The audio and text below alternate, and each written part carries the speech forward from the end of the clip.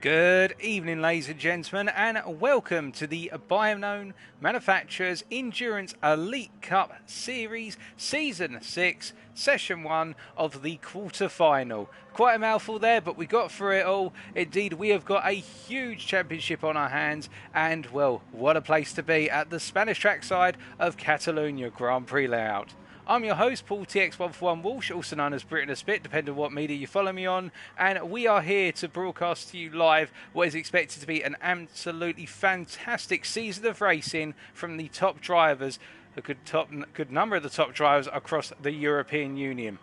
Now, we do have a variety of drivers here and a variety of manufacturers being represented. We are on the medium of GT Sport, of course, as we always are, and we've got some fantastic racing ahead in just over 15 minutes' time.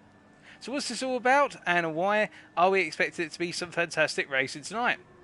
Well, long story short, the Binome Manufacturers Endurance League in general is a league dedicated to discovering which is the best manufacturer within the GT3 class on GT Sport. Now, some of you may be thinking, well, isn't that what the Manufacturer Series as hosted by Polyphony Digital is all about in collaboration with the FI?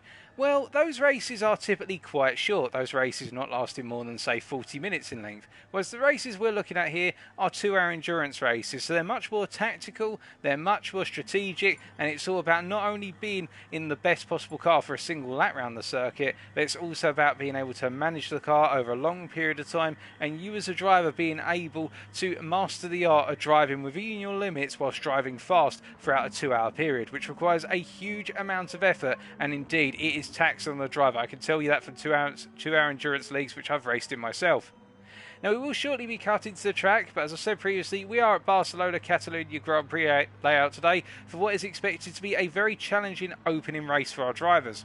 Now, how did we get here? Well, we got here for a set of pre-qualifiers. We had multiple pre-qualifier events which enabled all of our drivers planning to take part in driver pairs representing each given manufacturer in GT Sport. These pairs essentially work together as part of pre-qualifiers to set a combined qualifying time. We had 20 pairs in all that made it through to the qualification stages. They made it through those pre-qualifiers. These 20 pairs now go on to the quarterfinals, which start tonight, of which we have got 3 races in the quarterfinals.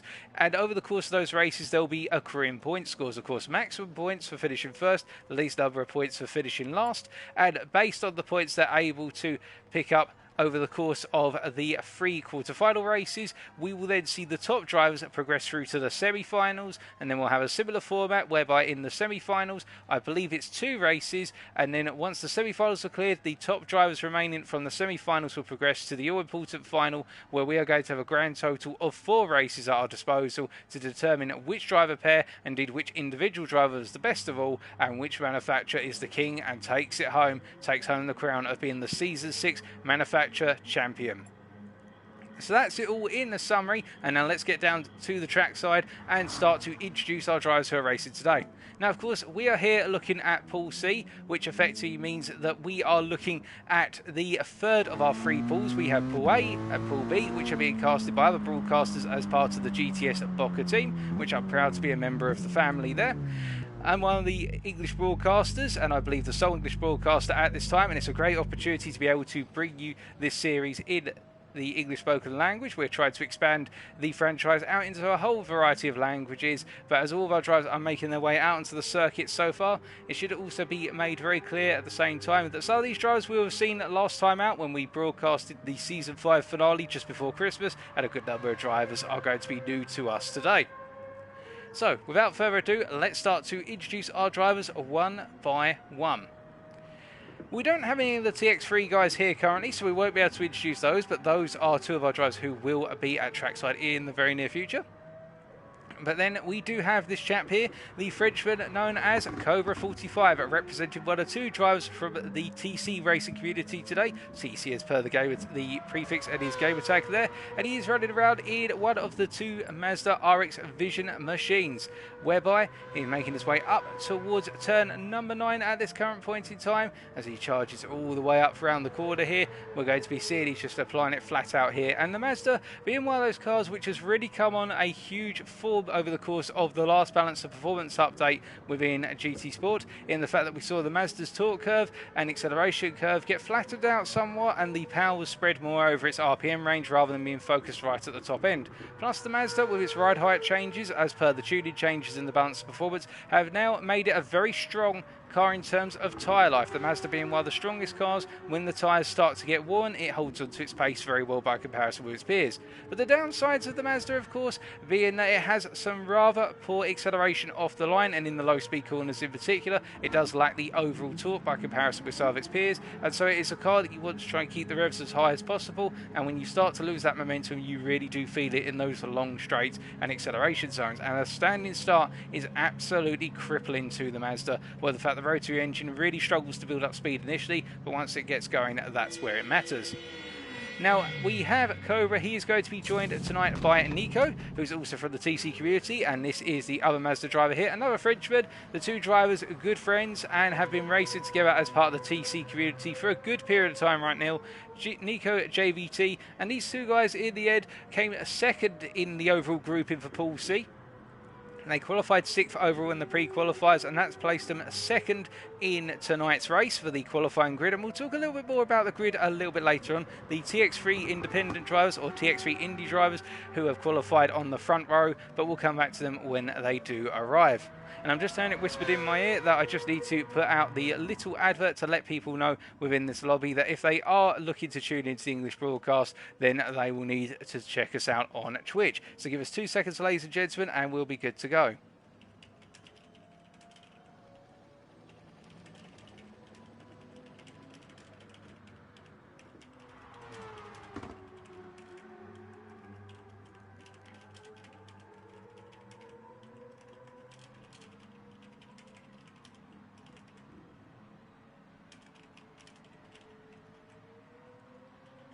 So my sincere apologies about that, folks. It was a very, very quick note, but now we will head back out onto the track side, of course. Now, going back out onto the track side, the next drivers who we should introduce are the drivers from the Storm community. So another French community within GT Sport, and we have the combination here of RP Motorsports S43, where you can see he's sat in the pits at the moment, and these guys representing the manufacturer of Ford and bringing the Ford GT LM Spec 2 test car to the circuit. So it's essentially a Group 1 or GT1 class car, which has been down-tuned for the purposes of GT3 driving, and the Ford GT being a very strong car in the acceleration zones and the high top speed areas. So we're talking, for example, in the rundown towards the first corner, if you go all the way out from the last corner at turn 16, all the way down to turn 1, that is where we are going to be seeing the Ford GT absolutely hammer it down there. And, well, we had a little bit of confusion with regards, well, some drivers, I think, are a little bit confused by our username, but we'll just give it 2 seconds.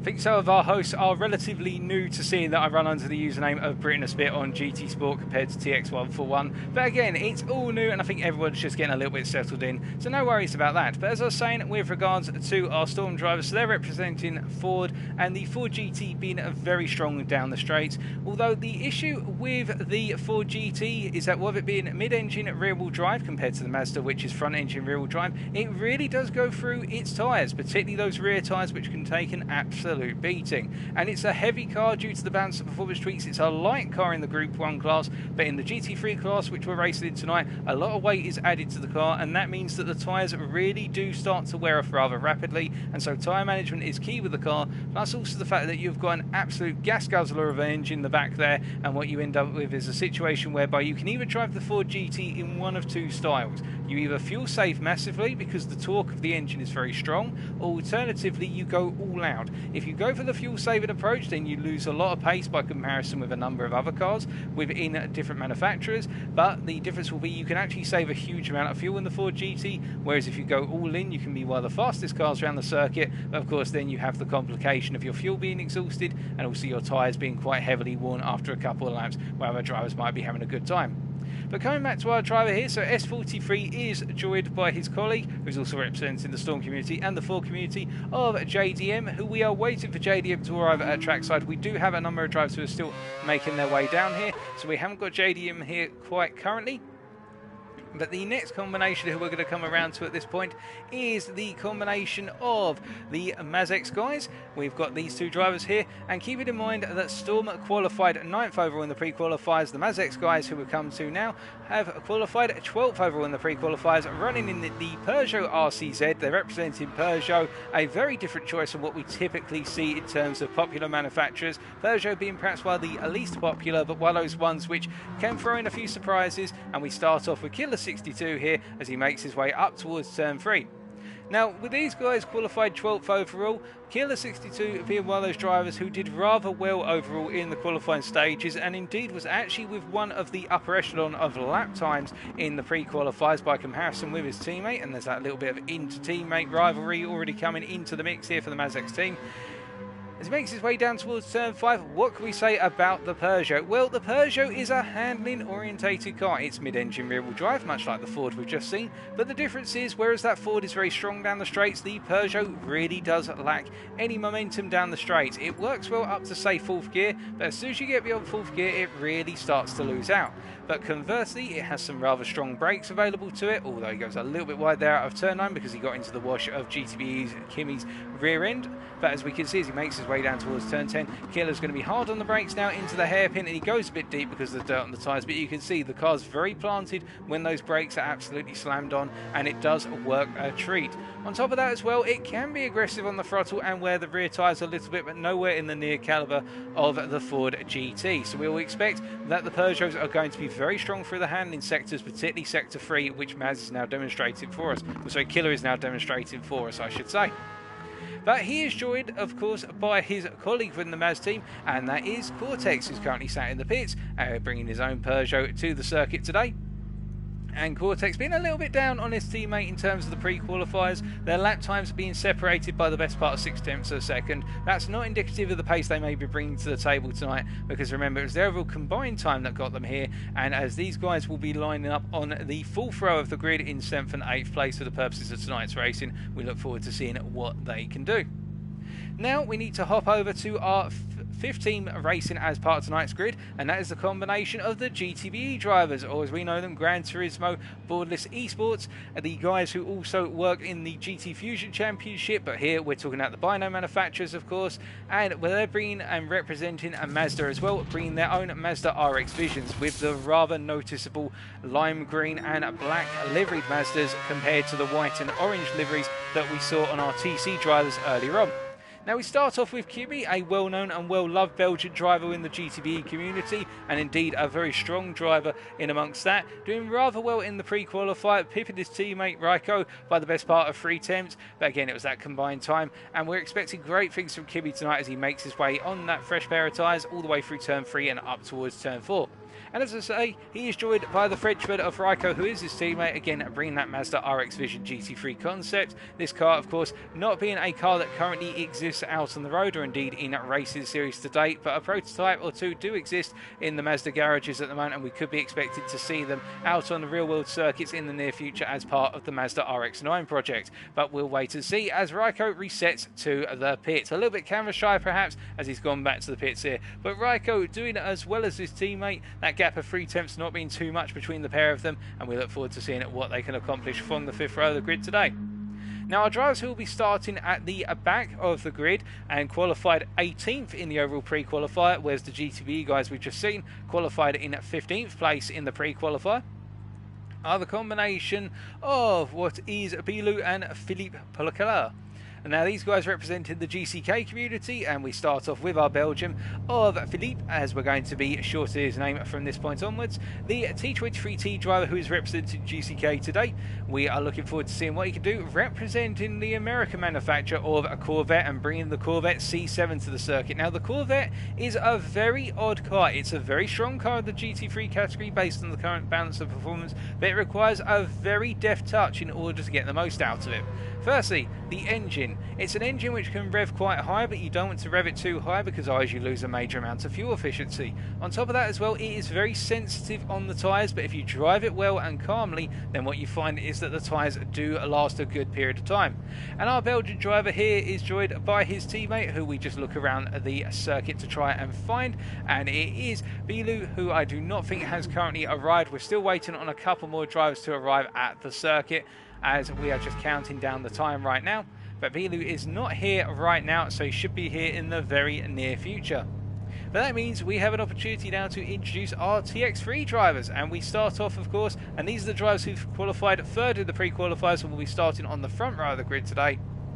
And we start off with Service 7, so the combination of TX3 and Indy, and Service, the Belgian driver here, who many of you may recognise from a number of top split FIA races, where Service is one of the fast drivers out there within the EMEA region, so the Europe, Middle Eastern and African region, well known, and bringing the Mazda RX Vision as well. So we've got 3 teams representing Mazda today, albeit that's not completely indicative per se of the overall situation with regards to our manufacturer distribution. It's just that 3 teams have ended up going for Mazda and end up in this lobby. But Service makes his way out of turn number 5 and charges all the way down to turn 7 here. Again, bringing a very strong car to the circuit today, and we are looking forward to seeing what he's able to do. Being out-qualified by his teammate by 2 tenths in the pre-qualifiers, but they were very fast in the pre-qualifier sessions by comparison with a good number of the other teams here. And we are expecting these guys to charge away a little bit, albeit the TC team might have something to say. And his teammate tonight is Comrades, who we are waiting to arrive at the circuit. So we do have a couple more drivers who are due to arrive, and Comrades is the last one. And we come back and introduce Binome, and I believe in fact that the team known as GCK have also got the name of T23T, so you can see that Philip and Binome are representing T23T as well as GCK tonight, so these 2 guys are together arm in arm. And they will be, of course, racing for Corvette, for Chevrolet, represented and starting at the back as we mentioned previously. And as we look further around right now, we have got JDM, who has just arrived at the circuit and parked up in the pit lane, and JDM being the second of 2 drivers represented for tonight as part of the Storm team. And, well, the only other driver who we are waiting on right now is Comrades, who we are going to be hopefully seeing in a very short period of time. Now just check it over my shoulder to make sure that we haven't had anything else whispered in our ear, to make sure that we are good to go, and we have got a good night of racing ahead of us. Now the format of tonight's racing, whilst we've got a couple of minutes to spare, to give you something, it's a 2-hour endurance race. All of our drivers will have to use the Racing Soft, the Racing Medium and the Racing Hard compound at least at one point in the race. They could just put the tyre on for a lap and come back into the pits. But given that the pit time loss for a tyre change here at Catalonia is approximately 25 seconds, it'll be the case that our drivers will probably run the compounds for a significant period of time. But that is it. 2 hours, and by the end of it, whoever finishes at the front will take home the maximum possible points all, and we go down from that point onwards, and whoever finishes last, of course, will take home the least number of points as we go into round 2 next week. And our grid positions are determined by where our drivers ended up in pre-qualification, their combined times of the teams, which is why, as I said earlier, you'll be seeing the TX3 drivers start at the front as we are about to get underway, ladies and gentlemen, with the 2-hour endurance race. Let's get to it.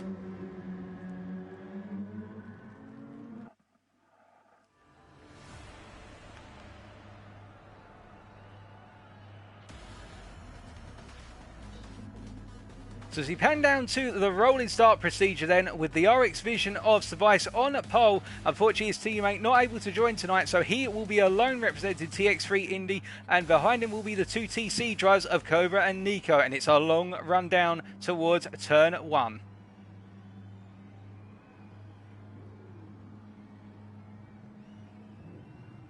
So as the rolling start procedure gets underway, all of our drivers will be coming through that final sector. A number of drivers will most likely be on the final chicane by the time we get the lights to go. But as they make their way to the timing line, it's 3, 2, 1, and we get underway, and everybody builds up to speed. And immediately what you're going to see is in 4th place, RP Motorsports S43 will start to build a huge amount of momentum in that Ford GT as our Mazda RX Vision drivers up front. You can see they all start to go defensive before coming over to the standard racing line, but that Ford GT see the fourth car at the rear, your camera shot, starting to build up a bit of momentum as all of our drivers make their way down into turn 1, and the 2 Storm drivers will be wary of that they are going to have that initial advantage in terms of pace, but then as we go a little bit deeper into the race, so that's where things are going to start to open out a little bit, and the Mazda RX Visions will come alive. And as they all make their way up towards turn number 4, we've got Motorsport S43 on the inside of Nico, and he goes to the move on the inside and gets a clean pass there. Nico not putting up too much of a defence, and I think recognise that at this point in the race, just get the car settled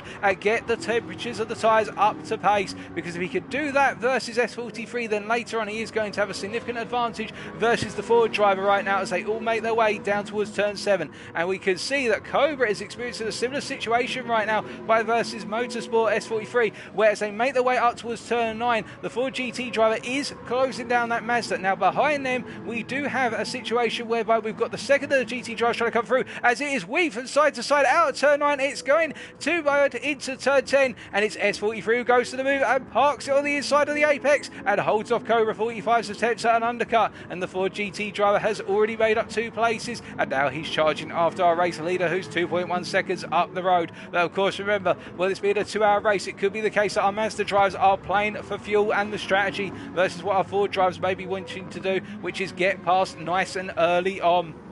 And as they all make their way through the chicane to complete a lap number 1, we can see that as they come out that final corner, it is Cervais from Belgium ahead of S43, followed by Cobra 45, then Nico, the 2 TC drivers in formation. Storm 98's JDM are being harassed very heavily by Killer 62. The Peugeot RCZ driver going up the inside into turn number 1. It's going about on the brakes, and the Peugeot should have it based on the form of the car, and JDM does not offer up too much of a cutback resistance, although he does go for the cutback through turn 2, and he's got a lot of momentum, and we stay with JDM and Killer as they make their way through turn 3, and we can see that JDM is all over the back of the Peugeot driver, and this is where the Peugeot suffers so much by comparison with that Ford is in terms of the acceleration zones, and as they come into turn 4 there's no move, and behind we can see the other Peugeot Cortex goes very deep into turn 4, and Kimi makes his way through GTB's. Kimi makes his way through on the inside. Now going up to turn 5, the Mazda driver has made his way through, and the Belgian continues on, and Cortex there with a minor mistake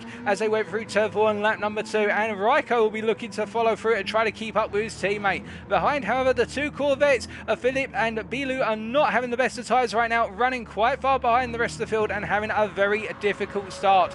But it's worth mentioning that, of course, our drivers are all going through different tyre compounds as they go into this first stint of the race, and that could be a huge factor here, and we're going to get you a recall of exactly what tyre compounds everybody has in short order, as we can see now that JDM is really trying to find a way up behind and past Killer 62, but the Ford GT driver who we ride on board with right now just cannot find a way past at this immediate point in time, and it would suggest perhaps he feels comfortable running behind the Peugeot, but he should get a very strong run out of turn 16, so he comes out of the turn 15 apex, the second part of the chicane, now through 16 to go on to the next lap, and he's not very close right now, and keep in mind Killer has also got the slipstream of Nico in front of him, and as we hop away from Storm and look instead to Nico as they charge down towards turn number 1 on lap number 3, the momentum building, of course, and as they go into the corner, it's Killer on the inside versus Nico on the outside, and Killer wins it on the brakes, and you can see that Nico already having a difficult time versus the other drivers around him. I think this strategy that he's potentially going for of just running the car nice and consistent right now, well, unless he's on a much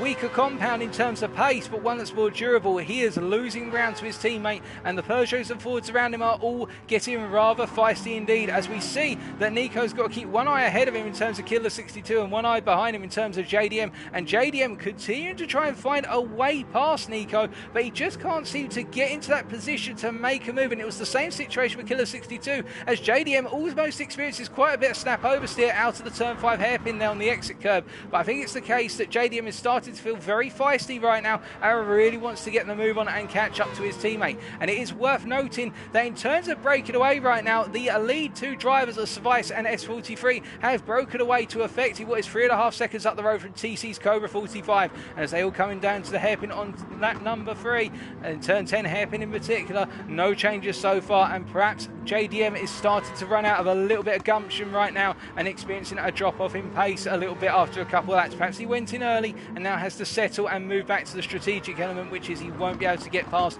what are the overall concertina effect and the slipstream of the 2 guys in front of him, whereby Killer 62 is giving Nico sufficient slipstream to hold off the pace of the Ford GT. Now, for those of you just tuned it in, if you're wondering about what's happened on the opening couple of laps, we got underway as per the scheduled time, and not too much has happened so far in terms of our race leaders. The only chop and change really has been our Ford GT driver of S43 started in what was, if we remember correctly, 4th place. Although we're just going to double check our notes on that. He started, my apologies, in 5th place and he's made his way up to P2, but we suspect that the 4 GT drivers might be going all in here. You've got the 2 stalled drivers of S43 and then also JDM, and we can see that JDM, S43's teammate, is really struggling to find a way past, and we've also seen that Killer 62, the Peugeot driver, who started all the way down in P7, has actually found a way past Nico over the course of the opening couple of laps. So that's been the real changes, and our Corvette drivers have really struggled at the start of this race, and we can see already, in fact, that Cortex, now what has happened to Cortex here? Did he go for an early pit stop? We're not seeing any data to suggest that he has gone for that early pit stop. We will try and get you some information in a brief while, but Cortex has really fallen down the order and is all the way at the back of the field, so surely he must have gone for some sort of pit stop to be that far down so early on in the race. We're only 6 minutes in, and Cortex, having started P8, is all the way at the back of the field. But that's been what's chopped and changed over the opening 3 laps, and we could also see that in the rear view camera shot here, Kimi, one of the 2 GTBE Mazda drivers, what we've got 3 teams representing Mazda here today, having made quite a bit of ground, and I think actually Cortex would have pitted from P8 and gone onto a fresh set of tyres. And we are going to take a quick look through the telemetries of the respective cars here. We can see that Savai started on the racing softs and has already exhausted 75% of his fuel, and I believe that he's using this to try and pull away from the rest of the field. Meanwhile, we've got S43, who we expected would start on those racing softs to that Ford GT, and he's used a bit more fuel than his Mazda counterpart ahead of him and is really trying to pull away a gap from the rest of the field.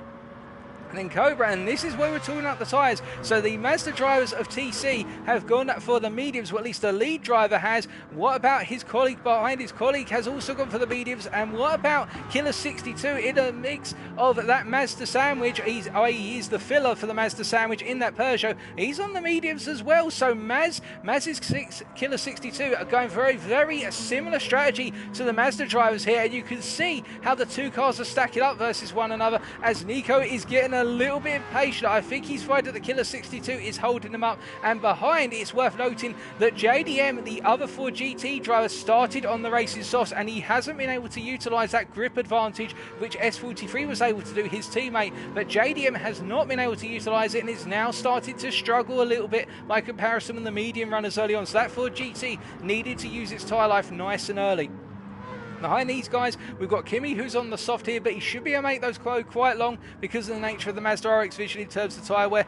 And then further back is Raiko, his teammate, has fallen some way back and is on the softs as well and really nursing those soft tyres. In fact, those soft tyres are in a very good state by comparison to the other ones we've seen on the other cars. Philippe, meanwhile, the T23T driver, the first of our 2 Corvette drivers, represented the T23-GCK team in P9, and he has got the Cortex, the Maz-X driver, who pitted quite early on by the looks of things, or something went horribly wrong for Cortex. In fact, we're going to find out for you right now because we didn't see that on camera. Give us 2 seconds here, folks. And we can see, no, he made a major mistake, and that was off camera on lap number 2, and that is why he is so far down and he's still on that set of softs, so he hasn't pitted. And then the last of our drivers right now is Bilu, also on a set of racing softs and making his way around the circuit, having 2 very difficult laps on lap number 1 and lap number 4, quite a way off the pace. But that is the story of our drivers as we've gone into the first 10 minutes effectively, and really it's all been about this battle for P3 right now,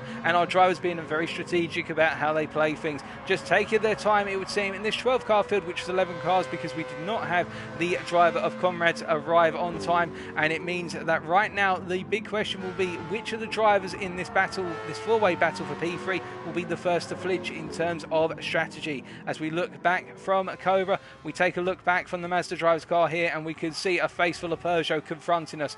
Now, of course, from Killer 62's perspective here, you do have to wonder, does he try to go for a move on the Mazda driver, or does he just play it safe? He'll probably guess that they're both on the same compound, and he'll probably have that information fed to him by one of his teammates in terms of anybody watching tonight's stream, whether it be in English, alternatively in French, which is the official stream, of course.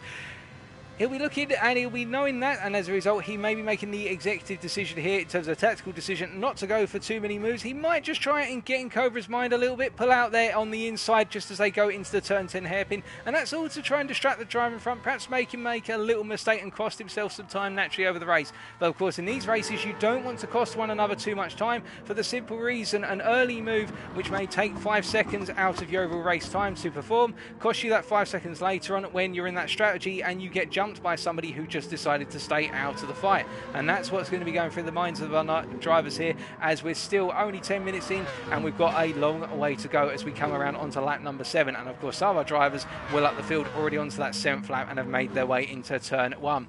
But in the rundown towards turn 1 on lap number 7 then, we can see that Cobra now coming under threat for Killer 62, and Killer is on the inside, and I think Cobra lifted there because of how far back he fell by comparison with Killer in the braking zone. And you can see the two TC drivers staying literally in formation with one another here, and I'm wondering whether there might be a switch very shortly for position where Nico may be let through on the inside into turn 4 or turn 5 versus his teammate, because you can see that Nico is coming to life. Alternatively, have they both decided to use one another to fuel save and also use Killer to fuel save by falling back? Cobra, it'd be wise for Cobra to think about doing a little bit of fuel saving if he feels he hasn't got the pace to chase down S43 or Cervase, the two drivers in P2 and P1 respectively. But you can see how Nico having a little bit of difficulty there in turn 5 in just staying in the dirty air of his teammate.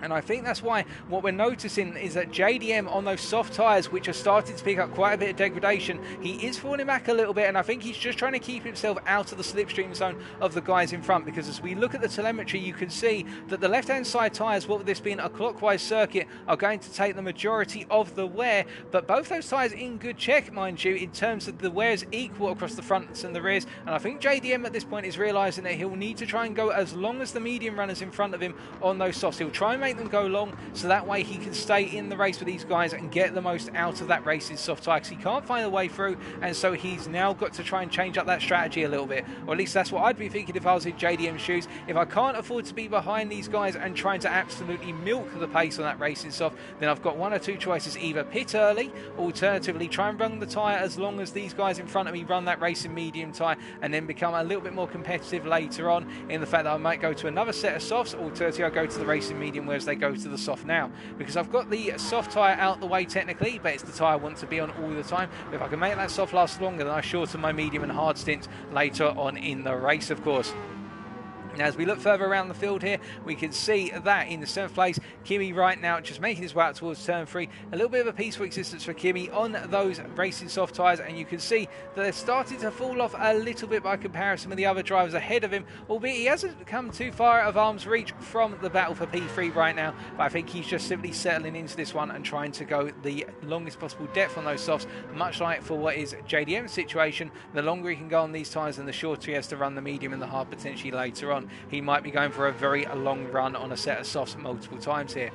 Behind his teammate Raikko coming up to turn 5 right now, a 10.9 second gap between the pair of them. And I think Raikko's just not quite found his feet as much around here, although it is worth noting he is doing a lot more tyre management by comparison with his teammate. Those racing soft tyres in very good condition right now. As we look further back, and we can see that Philippe, one of our two Corvette drivers from T23T, making his way through turn 4 right now, and that Corvette on those racing medium tyres, and those tyres in a very fresh condition in fact. So I think the Belgian driver here is going for a very long stint on the medium perhaps, and trying to get the most out of the tyre, as will be his teammate being Bilu, who's currently making his way up towards turn number 5. And as we look at that telemetry, we can see those softs, well, he's on the racing soft by comparison to his teammate who's on the racing medium, but again a good job of managing those tyres so far. And in between the pair of them is Mazex's Cortez in the Peugeot, who after that spin or incident earlier on, really now starting to feel the wear of those racing soft tyres, as he picks up a 1 second penalty for track limits at what is turn number 8, and he's going to add to that by going wide at turn number 9.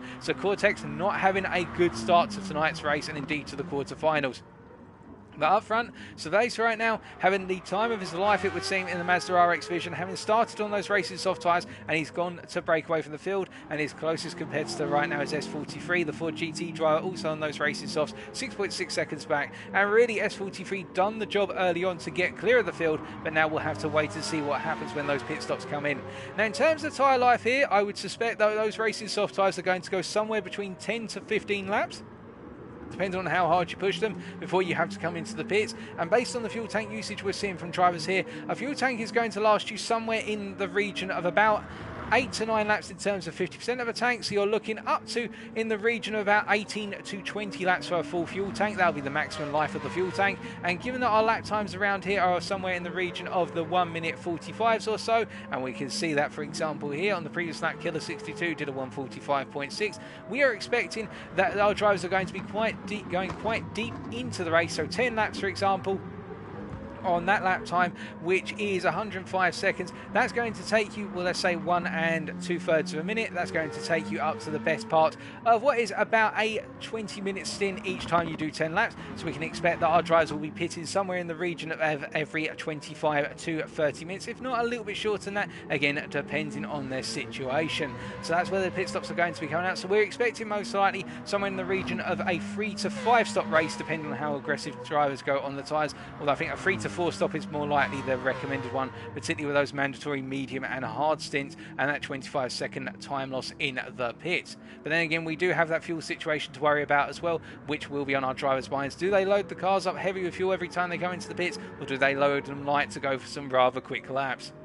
But as our drivers are all making their way and continue to make their way round right now, what can we say so far in terms of any shocks? Well, not too many that we saw on camera, but the biggest shock, of course, was the fact that Killer 62's teammate of Cortex dropped all the way down after a reasonable start, albeit not a start in the same caliber as his teammate. And 62 doing a very good job right now of just controlling the pace versus the two TC drivers behind him, albeit Cobra and Nico gradually started to get closer and closer and coming to blows with one another as we look backwards from Cobra 45's car right now, and I think Nico may be whispering in his ear. I believe our drivers may be all on comms to one another in terms of inter-team comms, so that way the two TC drivers will be talking to one another. It's what I would be doing if the rules permit it, and I believe the rules do indeed if I had my teammate out here. And I think Nico may be telling Cobra right now he does need to get a move on because he is holding up a little bit, although they have broken apart.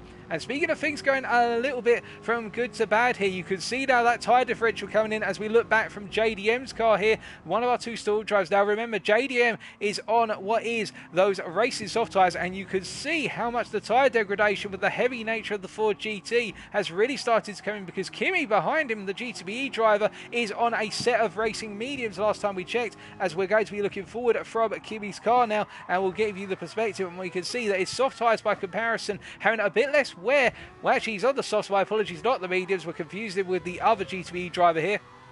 But he's on those softs and he's making them last a lot longer. Remember what we said in the pre-show about the Mazda RX Vision. It comes to life over the race distance when tyre wear is a factor, because it's much kinder to its tyres and more comfortable in its tyres by comparison with the other cars around it. And that's the Mazda's hidden strength here. And you can see that Kimi is gradually closing up to JDM, albeit on the straights. That Ford GT just opens up and pulls the gap open by the best part of 2 to 3 tenths. But as soon as we get into any cornering zones, you can see, and it'll be in sectors 2 and 3 in particular, as we continue to ride on board with Kimi for the whole of this lap, that is where that gap is going to close up, and it's already starting to happen out of turn 3. You can see that JDM just hasn't got that grip anymore going through the high speed corner there of turn 3 and into turn 4 now. That medium speed apex catching that Ford GT out, and now he's got to try and get it absolutely nailed as he comes into 5, and it's just being reeled in so rapidly. It's like being on a fishing hook here. Kimi is casting him out at the start of the lap and then reeling him in over the course of the rest of the lap, and I think this is a sequence which is only going to get tighter and tighter as we go a little bit deeper. And perhaps it'll be a sign that JDM will be pitting soon,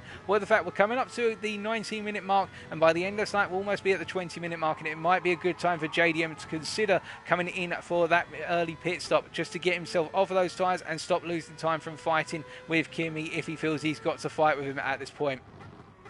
As Kimi goes very deep on the brakes there, and in fact you can see how much JDM is really struggling to get that Ford GT to stop on the corners now, and I think we are due for a pit stop within the next lap or so. If it's not this lap, I think JDM will be pitting at the end of the next one, as Killer 62 in P3 right now is starting to build up that traffic jammer. 2 Mazdas behind him. Now will either of them flinch? No, neither of them do flinch. And what about JDM now as he makes his way into turn 16, and he's into the pits as per our prediction on lap number 11, and we will wait and see what he goes for as he comes in on 36% fuel, and that Ford GT being very thirsty on fuel. Now his teammate meanwhile, S43, doing a very good job up front.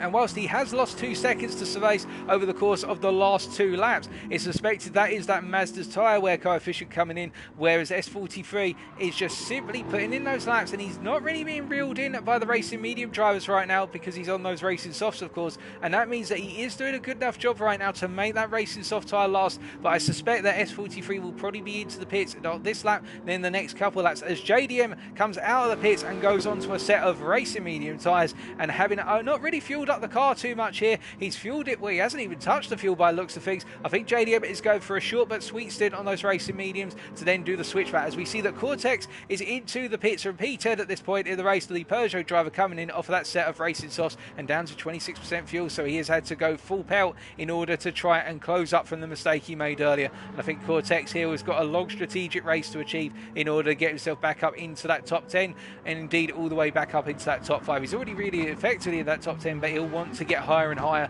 and not leave his teammate Killer out in the breeze up on the podium. And you can see that really Killer right now doing a very good job of just keeping that Peugeot planted and not really letting it get away from him right now. And that's the one thing that you have to master with that Peugeot. As we see coming into the pits is the other Storm driver of S43. Into the pits then, 32% fuel, having had a lot clearer space out of the circuit to be able to run that car and do a bit of fuel saving, what the Ford GT being rather aggressive on its fuel, most likely dropping it down a mix for the cornering sections or just doing quite a few early upshifts. Instead of upshifting at 6,800 RPM, probably upshifting in the region of about 6,200 to 6,500 in order to just get a little bit more fuel economy. But what you're going to see here is how is he going to fit out in terms of coming out the pits? Will he come out behind Kimi? He's in that pits, and we get the fluorescence off of the pit lane here, and we can see that he is coming out well behind Kimi on that racing medium pair of tyres, and indeed he has not put too much fuel in the car. He hasn't put any in the car, and that means he is going for a short but sweet stint as well on those racing mediums. So our 2 Ford GT drivers definitely opt in.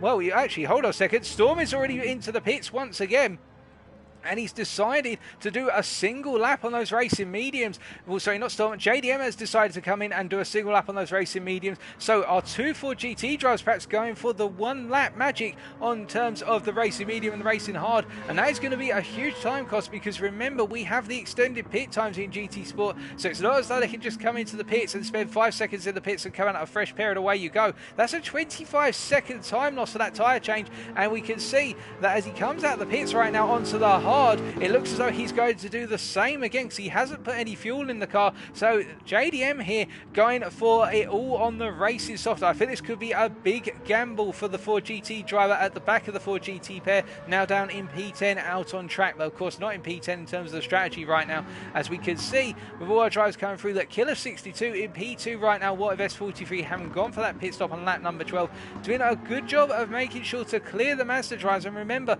all 3 of these guys on those racing mediums, and who is going to be the first of the 3 to flinch, as we see Killer coming through, and he's still got a good amount of fuel to go and a good amount of life on those racing medium tyres here, as has Nico and also his teammate Cobra here. We're staying with Cobra and we're looking at his telemetry, and you can see that that Mazda is doing a very good job of just holding it together. Indeed, the driver's keeping it together. But look at the tyres on Nico by comparison. Nico with some very fresh tyres. They're about 2 laps younger by comparison with Cobra. And Cobra right now, I think, has been experiencing a lot of pressure from his teammate and the guys around him. And that's why his tyres are in a bit of a difficult shape, and why we see him become a little bit unsteady out of the corners, as S43 into the pits then from what was at the time P6. And he's now going to be dropping further down the field, like his teammate, going for an all-in on the racing sauce by only doing 1 lap on both the medium and the hard. And I'm not too keen on this, ladies and gentlemen. I've got to be honest, I think this is a huge gamble, and this is something which probably means that they're going to have to literally wring the neck out of that Ford GT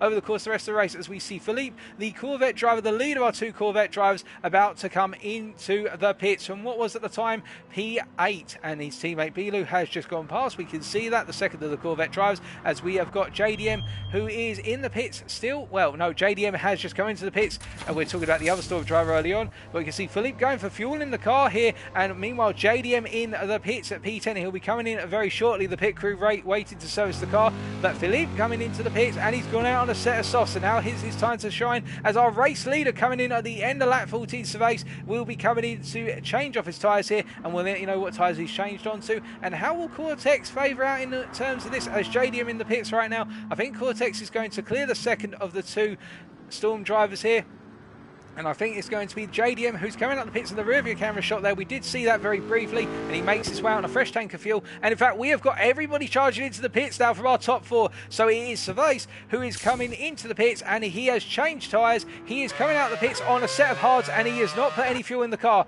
Meanwhile, we have now got that freeway fight, and in fact, everybody's charging into the pits as we say hello to those of you who've just joined us recently in the race chat. And we can see that on the Twitch chat, I should say, and we can see that Killer, Nico, and Cobra all coming in at the same time, and it's going to be a battle in terms of strategies now. Who is going to come out? Are they all going to just come out on a fresh set of tyres? And Killer 62 going to the hards, whereas I think the two TC drivers going for the longer strategy here, putting fuel in the car. And what that means is we are going to get a significant change in our order potentially, as we see Nico going to, well, both TC drivers synchronizing, going to the sets of racing softs and putting full fuel in the car. Now I think this is going to give them the opportunity to clear Killer 62. This is going to be a critical lap for the Cobra and Nico combination from TC, because Killer will have to pit at the end of this lap surely, because he's on that one lap racing a hard stint. And meanwhile around, Kimi having come out the pits, taking his first pit stop, he's now gone from what was the racing softs to the racing mediums. So this is going to be a bit of a more different stint right now, and we will wait and see what he's able to do. As we see coming out the pits now is his teammate Raiko, who has gone from the racing medium to a set of racing softs and has fully fueled the car up. So this may be the case that he's going to try and go long. As we see the T23T driver of Philippe still coming around right now, the Belgian, and having gone to that fresh set of racing softs, he is close significantly up to the back of Raiko over the course of the first pit stop between the two drivers. So the Corvette drivers definitely finding a way back into this race, it should be noted. They did look as though they were a little bit far off the pace on the opening stint, but now really started to come into a world of their own here, as we flip back and see Cobra and Nico still running nose to tail. And this is some great team synergy between the two, as Nico goes very deep on the brakes and almost gives his teammate a bash on the rear bumper, which I don't think Cobra would have been pleased of. And I think there might have been a few French expletives there as they went out of the hairpin if there had been some contact, but still they kept it clean, and they're now making their way along and up through turn 13, 14, 15 and into 16 as Killer 62, the Peugeot driver, now comes into the pits on barely any fuel. So this is going to be a long stop, and it does mean the TC drivers will clear him, of course, but then how's it going to play out later in the race, knowing that Killer 62 has cleared his medium stint, has cleared his hard stint, and now it will all be about Killer 62 doing stints on the racing soft until the very end.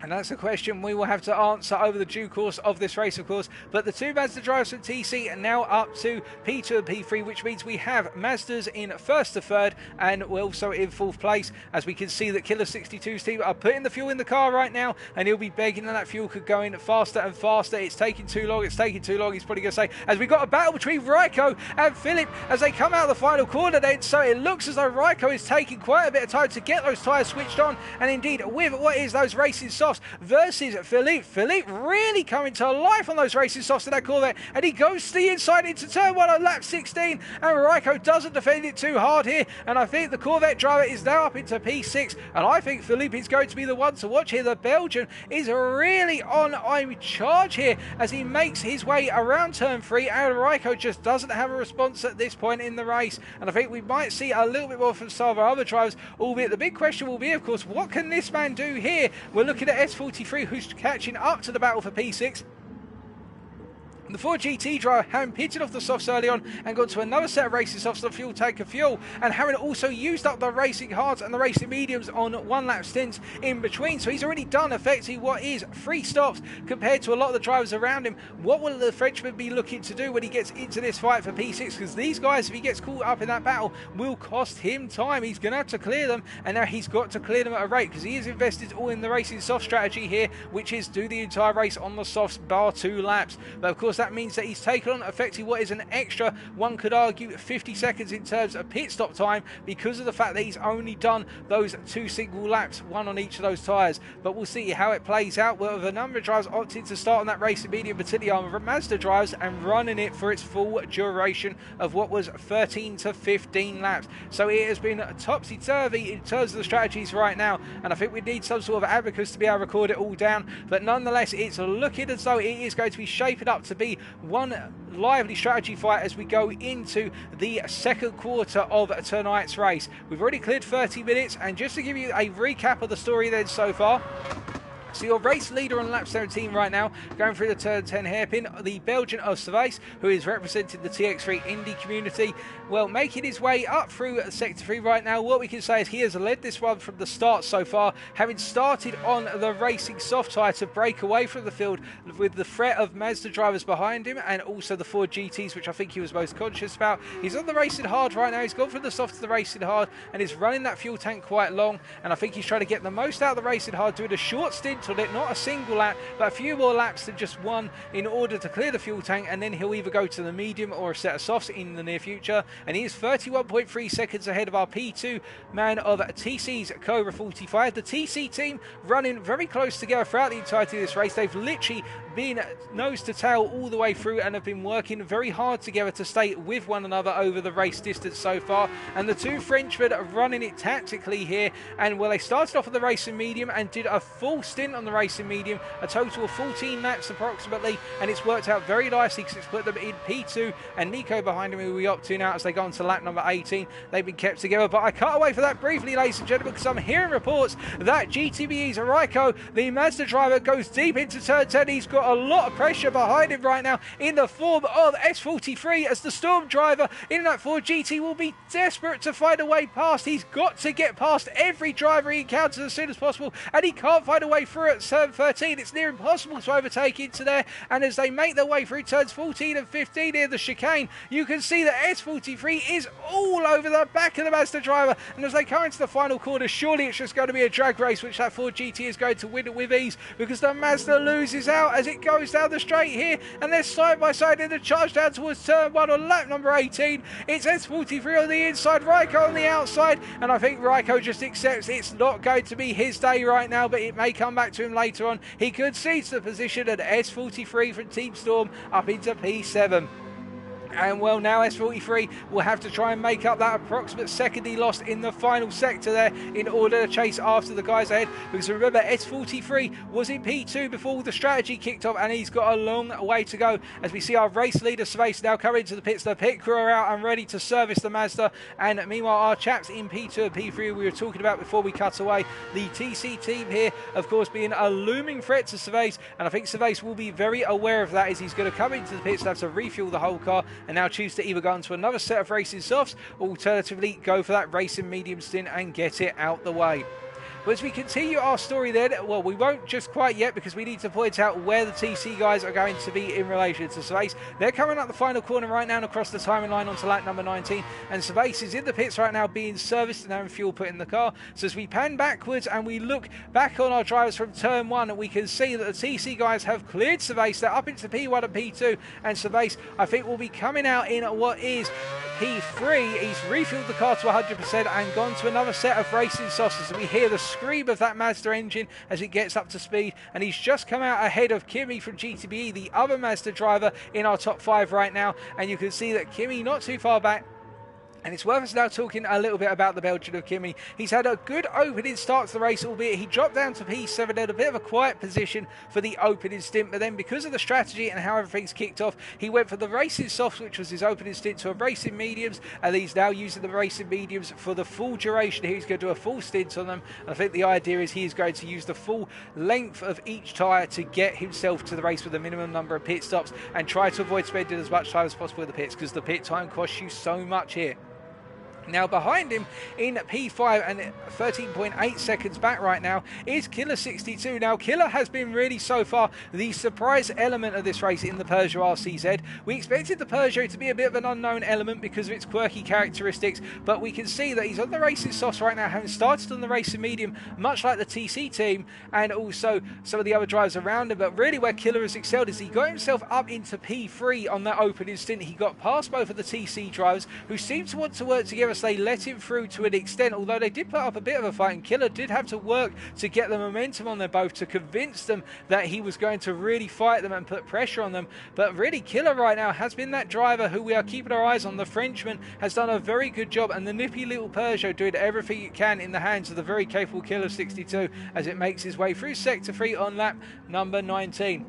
Now behind him, really the driver who has started to come to life, having started all the way down at the bottom, started at P12 in this one, right at the bottom of the field, was the driver of Philip O'Connor, and he is the T23T driver, one of two of them in the Chevrolet Corvette C7, and he's up in P6 right now, having gone on that opening stint, what was on the, what at the time was the racing medium tyre, if I remember correctly, and now gone to a set of racing softs, having put 56% fuel in the car, and this is going to be a relatively short stint in terms of the number of laps down the racing soft, with those tyres being in quite a heavy wear condition already, but he's moving his way up the field, and he's an element to watch out for, as he's only 5.4 seconds down on Killer 62 right now.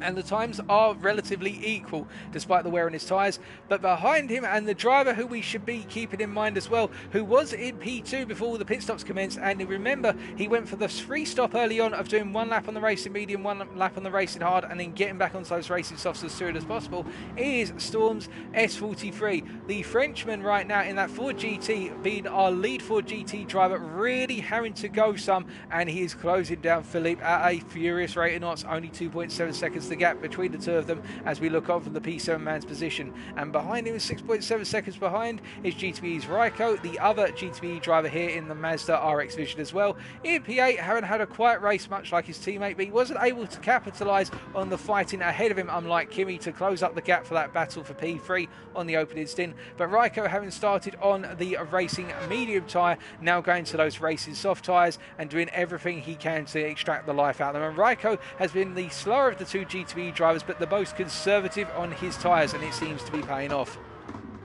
Now, meanwhile, further hold on a second, we have had an incident here at turn number 7. What has happened to Cortex, the second of the Maz drivers?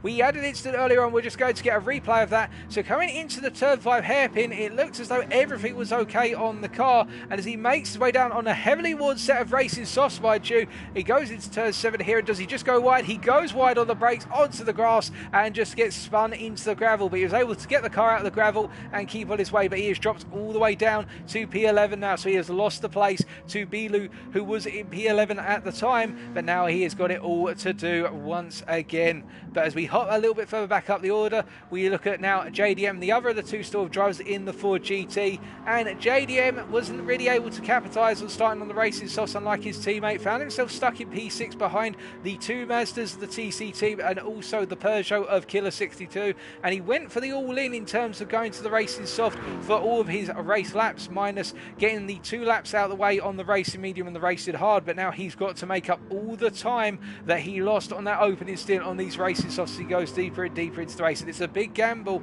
and we'll have to wait and see what JDM is able to achieve over the rest of the race.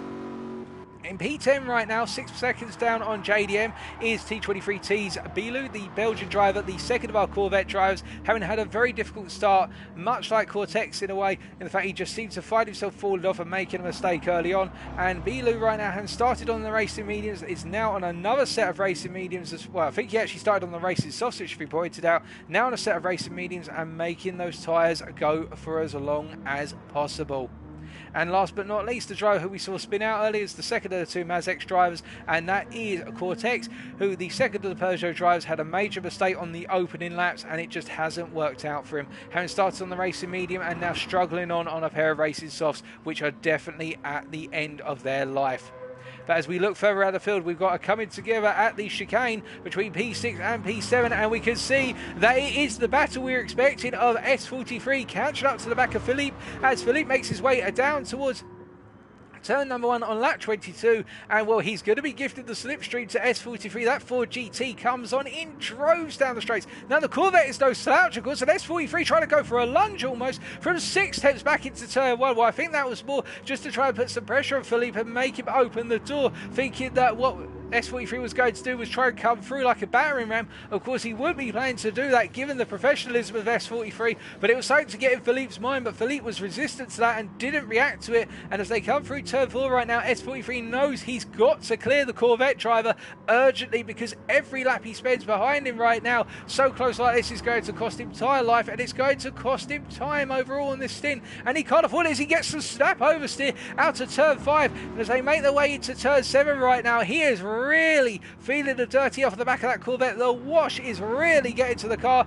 as we ride on board here with S43, and he makes his way through turn 9, and you can see just how much of an advantage he has in terms of pace, and he gets a tail slapper coming off of turn 9 there, and that is so unfortunate for S43 because that's cost him a huge amount of ground, and it's dropped him back to 2.4 seconds, and that was there, I think, where he was just simply running so close behind. And well, my apologies there, we seem to have got a little bit of a glitch with our replay camera, but it just didn't work out for S43, and now he's got it all to do again, and you can see he is not happy. He is literally throttling that car around the circuit like a man possessed right now, because he knows he's got so much effort to put in on those racing softs in order to get back onto that podium, and he comes into the pits, those tyres are in the line, and the collision with the wall, with the fact we are running heavy damage here, means he has got to get that damage repaired, and look who's pitted in front of him, Philippe as well. So this has gone from good to bad to disaster for S43. He'll have to get the damage fixed, and he'll have to get a fresh set of tyres on, and he'll have his rival in the pits, albeit his rival came in 2 seconds up the road and definitely needs to take fuel on. So I think he will clear the Belgian, but he didn't want to have to do it this way, and he'll have to rethink his strategy as he goes into the remaining 80 minutes of tonight's race. And we're going to take a brief breather, ladies and gentlemen, and a quick sip of water as you hear the sound of Cobra 45 Mazda making its way around the circuit.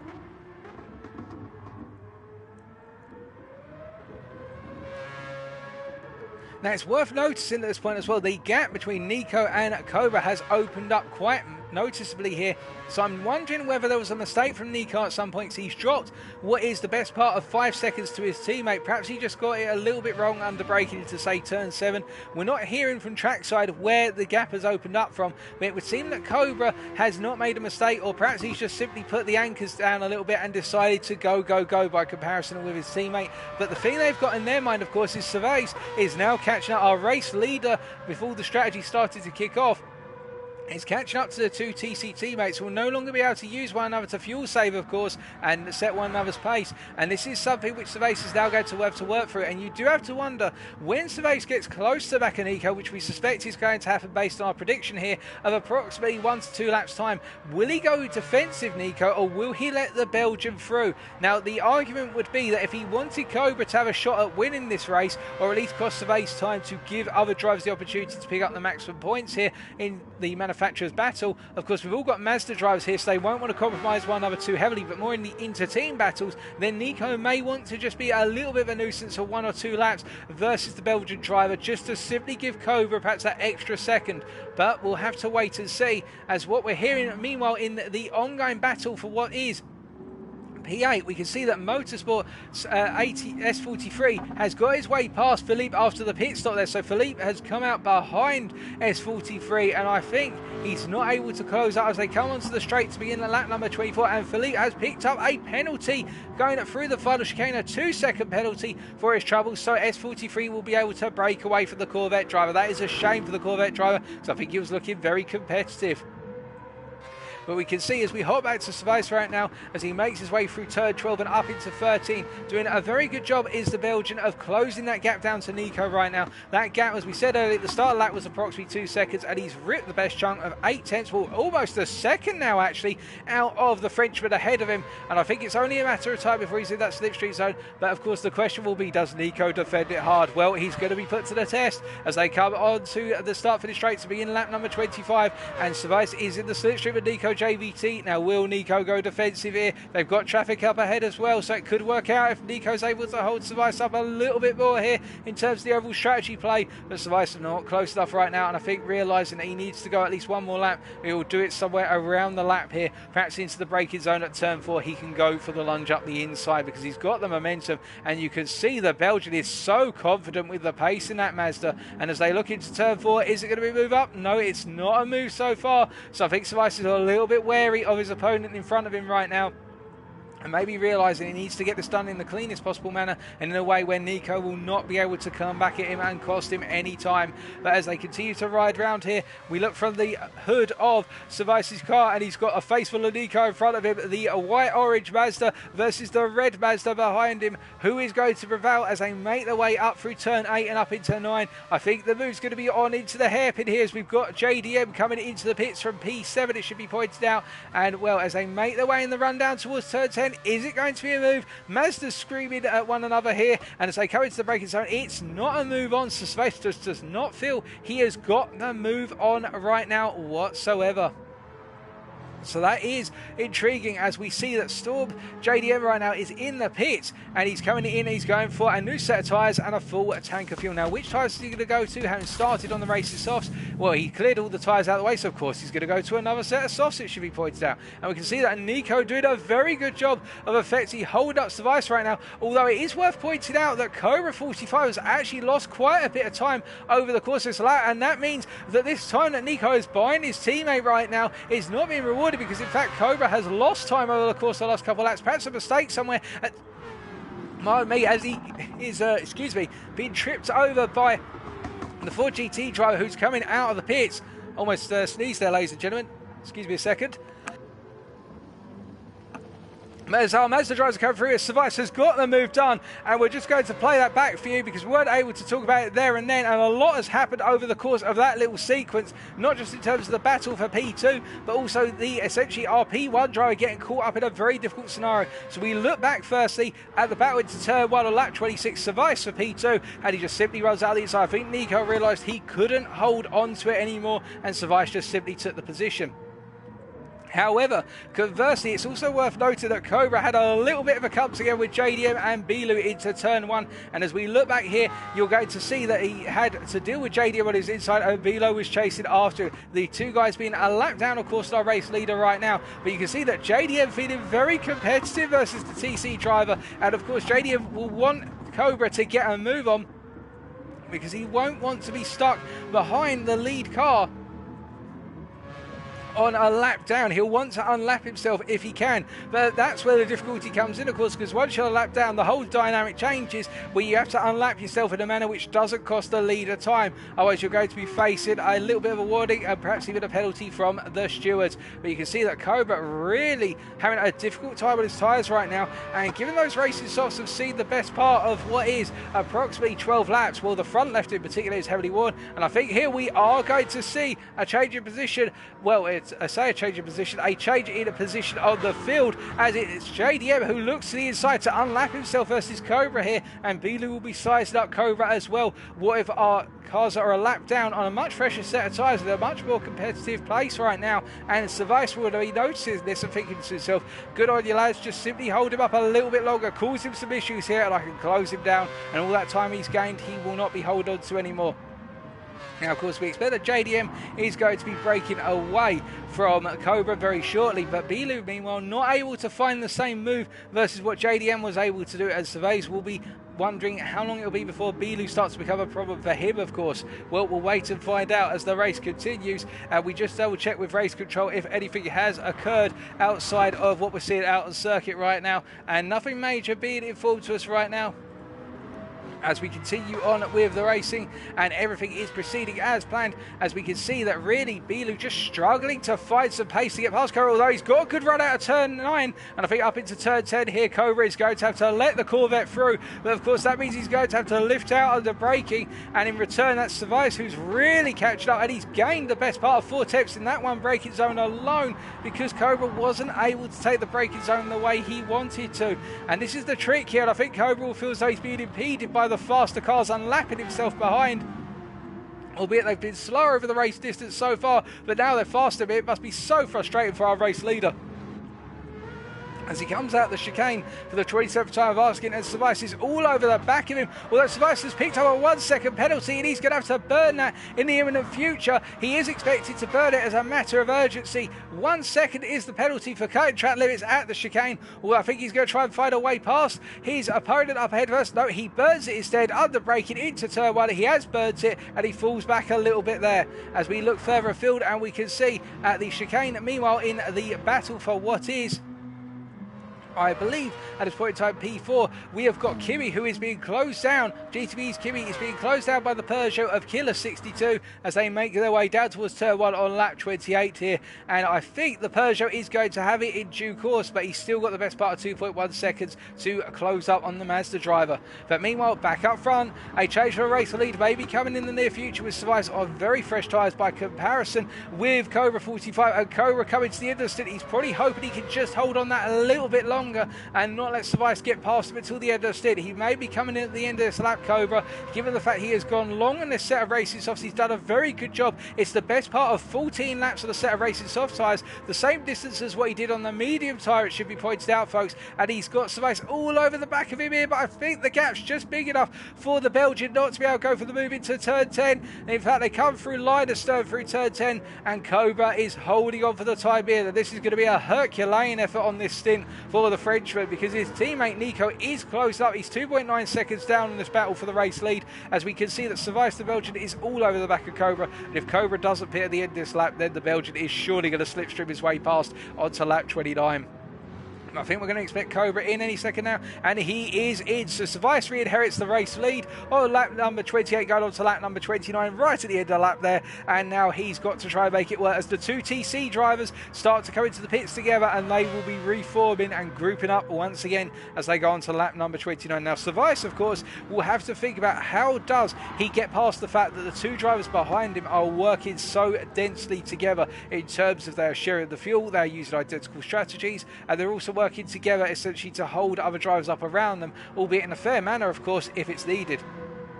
But at the other end of the spectrum, we can see that the battle for what is effectively outer circuit P4, but it's going to go up to P2 right now. They're side by side. It's Kimi on the outside, Killer 62 on the inside, up into turn 1, lap 29, and the Peugeot driver has got it under braking, it would seem, into turn 1, and Kimi looks at the cutback, but Killer shuts the door by parking it on the apex. Nice one there by Killer as they make their way up to turn 3, and these two now out on track in terms of P2 and P3, but really battling for P4, P5 as Cobra 45 and Nico come out of the pits, and they have come out of the pits separated by 3.6 seconds. And then we have got S43 from Storm in the Ford GT in P6 right now. Will be thinking that because of that heavy damage he picked up with that mistake at turn number 9 earlier on in the race, that has cost him the ability to be where he should be right now, which is effectively P4 out on track and closing down on P2 once again. So the Ford GT driver has got it all to do to get the points back right now, which is unfortunate for him, of course, but as it opens the door up to other racing elsewhere on the circuit,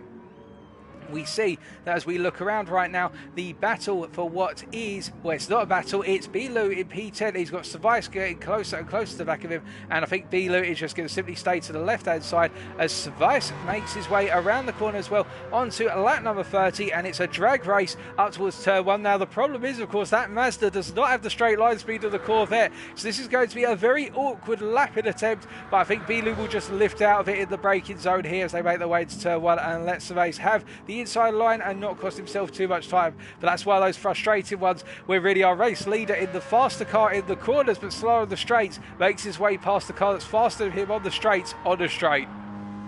But nonetheless, as that has been cleared right now, we can see that Killer 62 has pulled away from Kimi the best part of 1.6 seconds. He's opened that gap up by the distance of 1.4 seconds over the course of lap 29 and down to lap number 30. The gap between these two drivers continues to expand, and really that Peugeot started to find a form of life by comparison with Kimi's own Mazda, although Kimi, to be fair, on those medium tyres is doing a very good job of going long on this stint, and I think really getting the most out of that Mazda. And I think these two drivers really are coming into a little bit of a world of their own.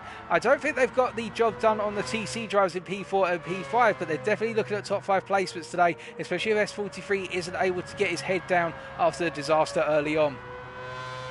Now, as they all make their way onto lap number 30, of course, we have got the spread out field right now, and it is quite a wide field as a result of that.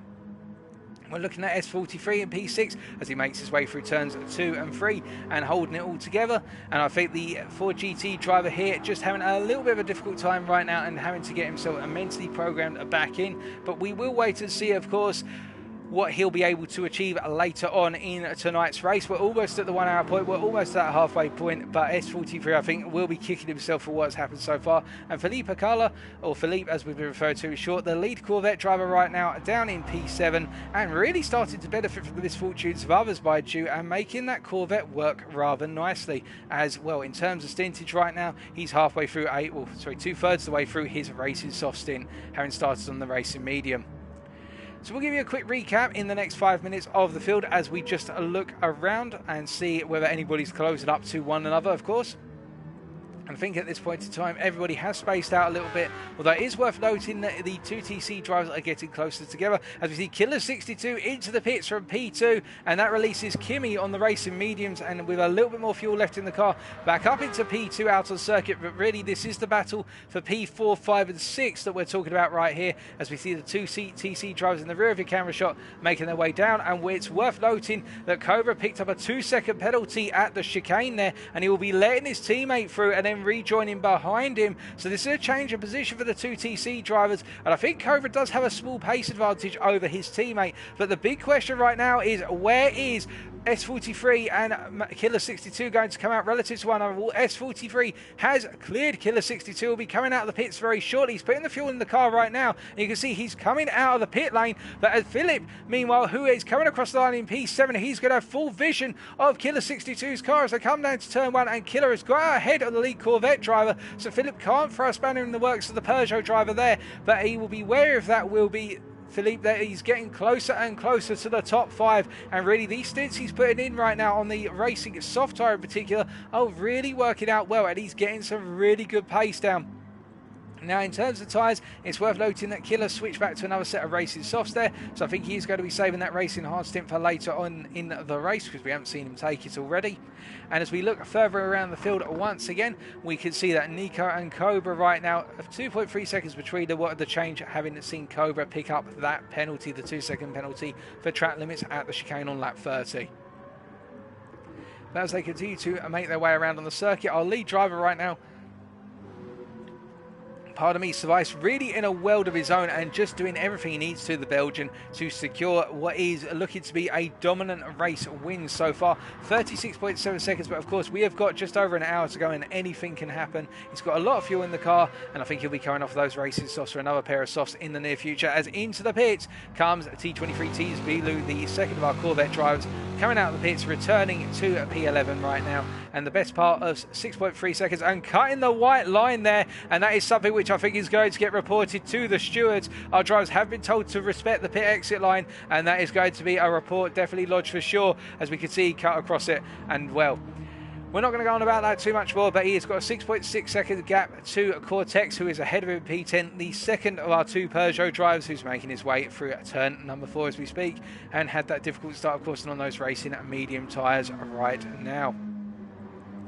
And we're just going to stay with Cortex for a little bit, because everybody has spaced out right now, and you'll just get the opportunity to see the Peugeot in action around Catalonia.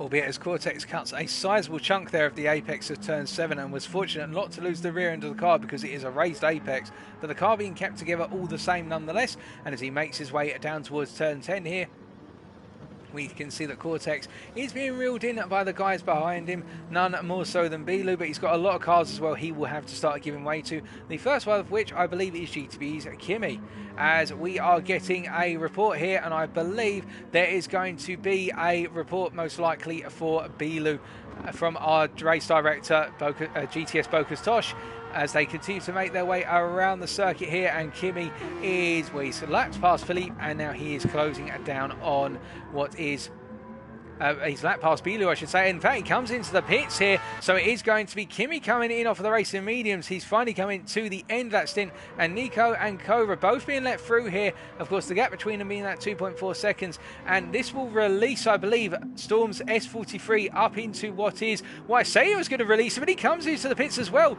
So because of the incident earlier on, Storm now finds himself Storm's S43 finds himself out of sequence, and this means that effectively Kimi has now jumped up to P5, and Killer 62 has jumped up into P4. So the TC drivers have cleared their way up into second and third. So it's a Mazda top 3 right now, and then a Peugeot in P4, and we'll have to wait and see how this plays out. But with an hour to go as we get into this next round of pit stops, this is going to open up the field massively, as our lead Corvette driver, Philippe Pagola, has also come into the pits as well from what was P7 at the time. So Kimi comes down 86% fuel and gone to another set of racing soft tyres, and we expect that S43 will do the same in the Ford GTI, go to a set of racing soft tyres, because he's done all his stintage in terms of the mediums and the hards. He's just on softs for the rest of the race now, as our race leader also comes in, but with a sizable gap, survives into the pits. But we can see that S43 has come out in P6. He's got a well clear gap to Raikko, who's in P7. He's gained to P7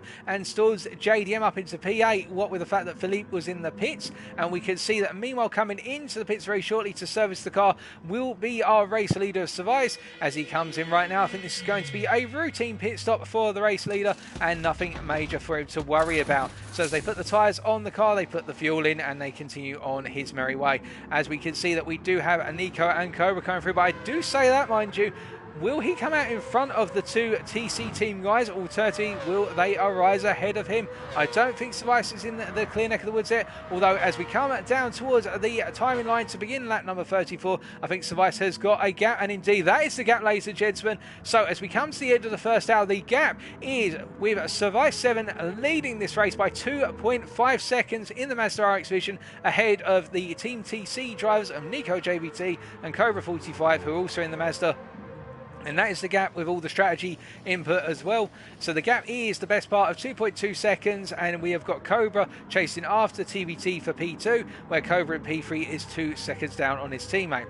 It's then a gap of 24.5 seconds back to Killer 62, the Frenchman from the Mazx team in the Peugeot RCZ, with a gap of 16.5 seconds over GTB's Kimi. Of course, they're out of sequence a little bit in terms of pit stops. Kimi in the Mazda RX Vision, and then he has got a 10.4 second lead over the driver who has had some huge misfortune, having had a promising opener to the race. A mistake at turn 9 and heavy damage picked up has cost him all the time he gained in P2, and that is Storm's S43 from RP Motorsport, whereby the Ford GT driver in P6 and are having to resort to all the racing soft tyres now to try and close down the gap to the leaders. As we see that Nico is trying to lap through past Bilo right now, and Bilo not giving him all the space he perhaps desires, as he finally gets out of the way and he moves out of the way into turn number 12 there. An odd place to let a driver through, but he does so all the same.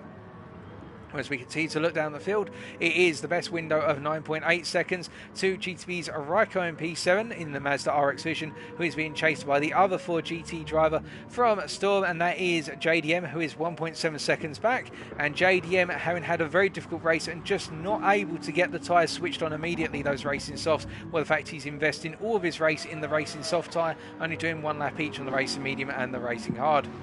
Behind them, only 1.5 seconds behind, is the lead Corvette driver from T23T of Philippe Cola, who we refer to as Philippe, the Corvette C7 driver, having had a reasonable string of form and really looking competitive for perhaps P7 at the end of this race.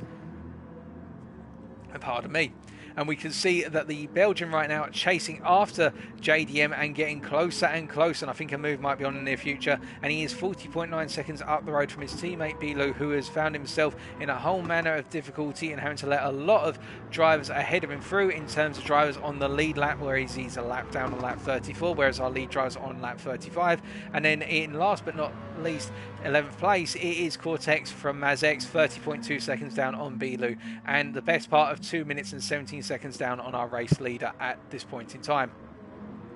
But we see that Storms JDM comes into the pits and completing another stint, and that means that Philippe moves up to P8 and he now has to hunt down Raikko. And I think this is going to be relatively trivial for the Corvette driver here, in the fact he's on fresh tyres and he's got a good amount of fuel in the car, and I think he knows he can hunt down the GTB Mazda there, and he will be able to bring it down within the best part of 3 to 4 laps. Of course, that Mazda is no slouch in the hands of Raikko. Raikko, a strong driver when the tyre wear starts to kick in that Mazda, but we will wait and see. It is all to play for between the drivers, but that is the summary with 57 minutes to go right now. It has been a dominant race from Savais, who has been ahead of the TC team guys, but of course the TC team have been working very closely together, and they have been trying to go as long as possible in their sets of tyres and their fuel tanks to try and close down the faster stintage of the drivers around them, and it's working well so far. But can they take the fight to the Belgian leading up front?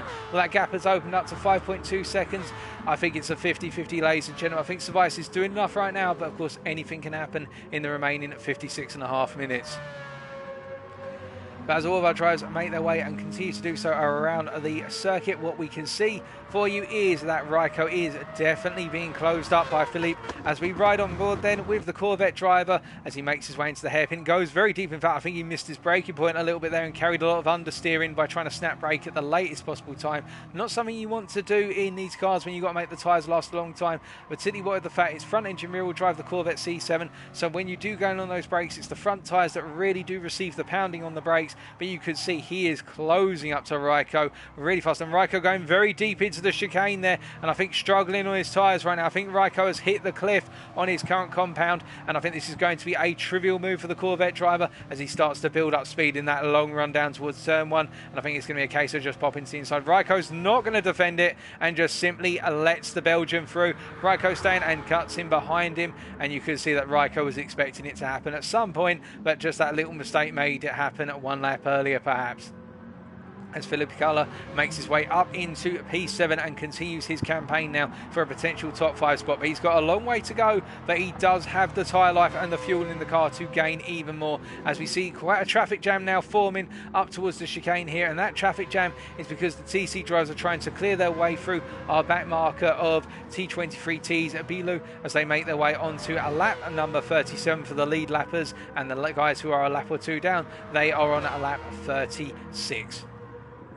As they make all the way down, and we can see Binome getting out the way of our second TC driver there. And these guys are the closest to the circuit, and Binome having to lift out very heavily. And that's so unfortunate for the Corvette driver because it will be frustrating for him knowing that he's got such a straight line speed advantage over the Mazdas, but he's not allowed to use it in this instance. Well, you could only feel for him, and he'll be looking to come back stronger in the second round of these quarterfinals in a week's time. That's in a week's time. Let's focus on the here and now, right now. And we can see that Service right now is making his way around the circuit for turn 5 as we do get a reminder from one of our other stewards, Nima, who is part of the GTS Boca team who organise this overall series, pointing out that drivers should respect blue flags where possible, and I think that might be just a slight reference to the second of the two T23T drivers, albeit they don't want to have to say it unless they absolutely have to.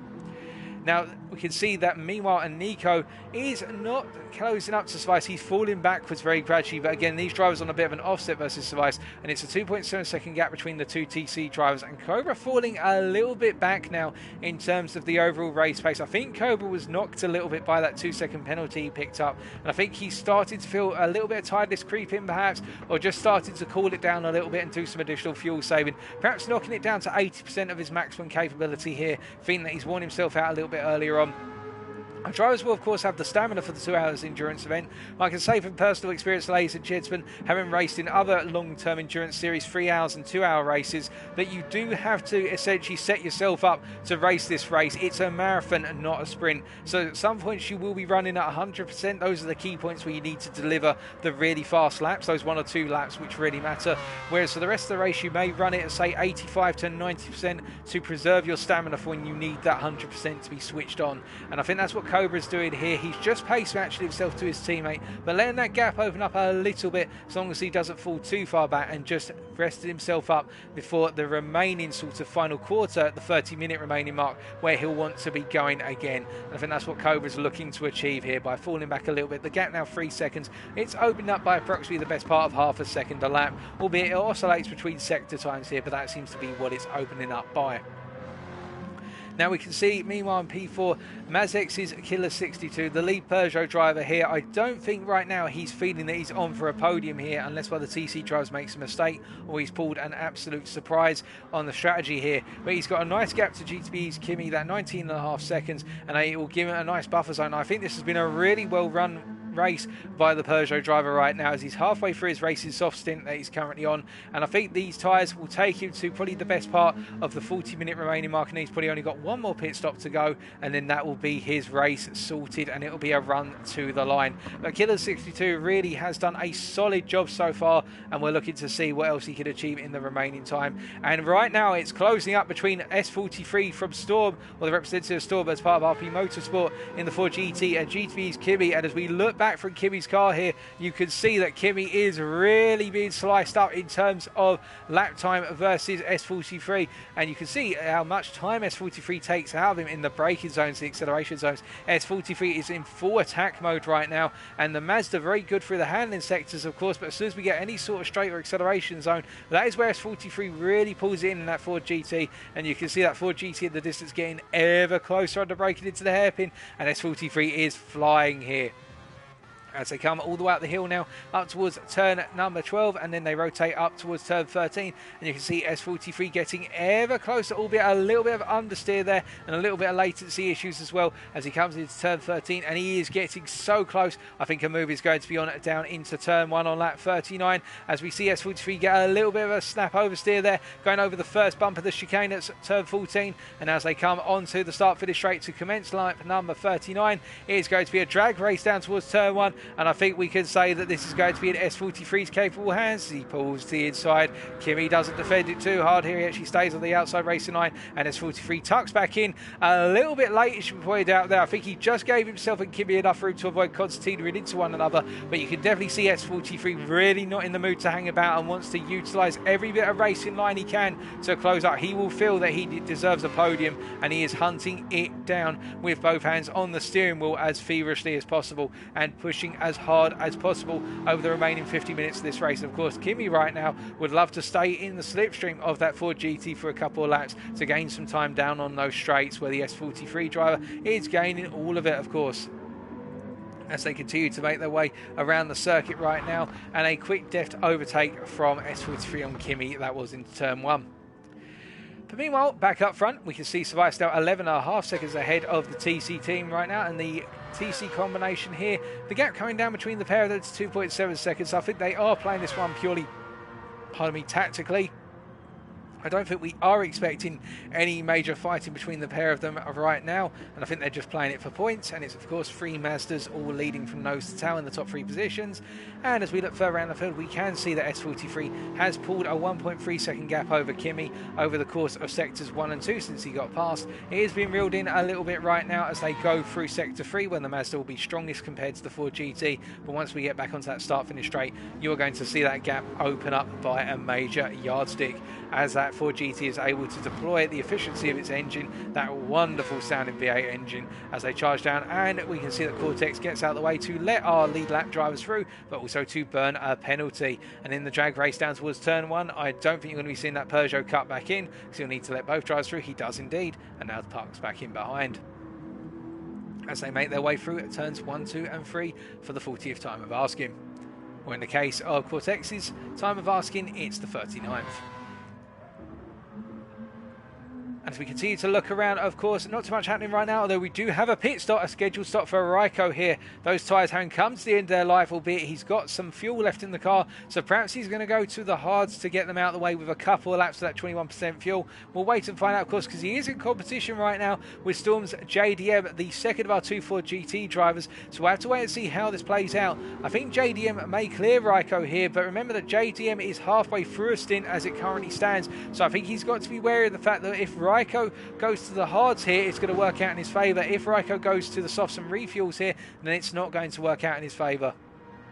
But we'll wait and find out what's going to happen, as we can see that Raikko has not emerged from the pits, but Bilu comes in from P10 as well. And Raikko here, they're putting fuel in the car, or are they? As he comes out of the pits, they put fuel in the car, and he's gone to another set of softs. So Raikko is going to go hunting down JDM, and the gap between the two of them as Raikko comes down towards turn number 1, that gap is in the region of what is 15 seconds. So Raikko's got 15 seconds to close up on our P8 driver here, and I think that's going to be the battle for P8 between the 2 Frenchmen for the rest of the race. What with Bilu in the pits, they've serviced the car and they're putting the fuel in right now. And Cortex, meanwhile, I think will be trying to capitalise on Bilu here. These two battling for P10, and Cortez will come back out in front of him, albeit he's gone wide out the final corner, and that may be a time penalty accrued, albeit did he put all 4 wheels beyond the red and white stripe curve. And Bilu comes out of the pits here, and he comes out ahead, and he cuts, oh, he almost cuts across the line. I think he put 1 wheel across the line, and he's got Kimi, oh goodness me, and that was a very bad bit of time. Unfortunately, Kimi was able to clear Bilu, but I think Bilu's going to get a rap on the knuckles from our stewards following this race, because that's the second set of infringements we have seen. But meanwhile, in the battle for P6, we can see that S43 in the pits right now, and Philippe not in the... Well, he's coming into the pits, but he has not actually got into his box yet, so S43 has definitely cleared Philippe.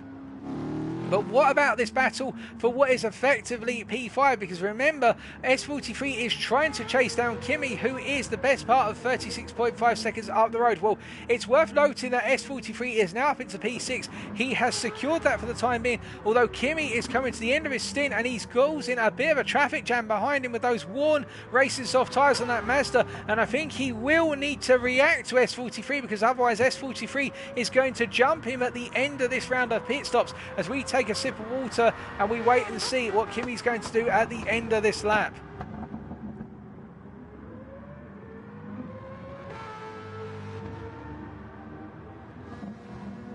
And meanwhile, in fact, more pit stops coming in, ladies and gentlemen. I'm hearing that the crew are out for Killer 62, who's coming to the pits, our lead Peugeot driver.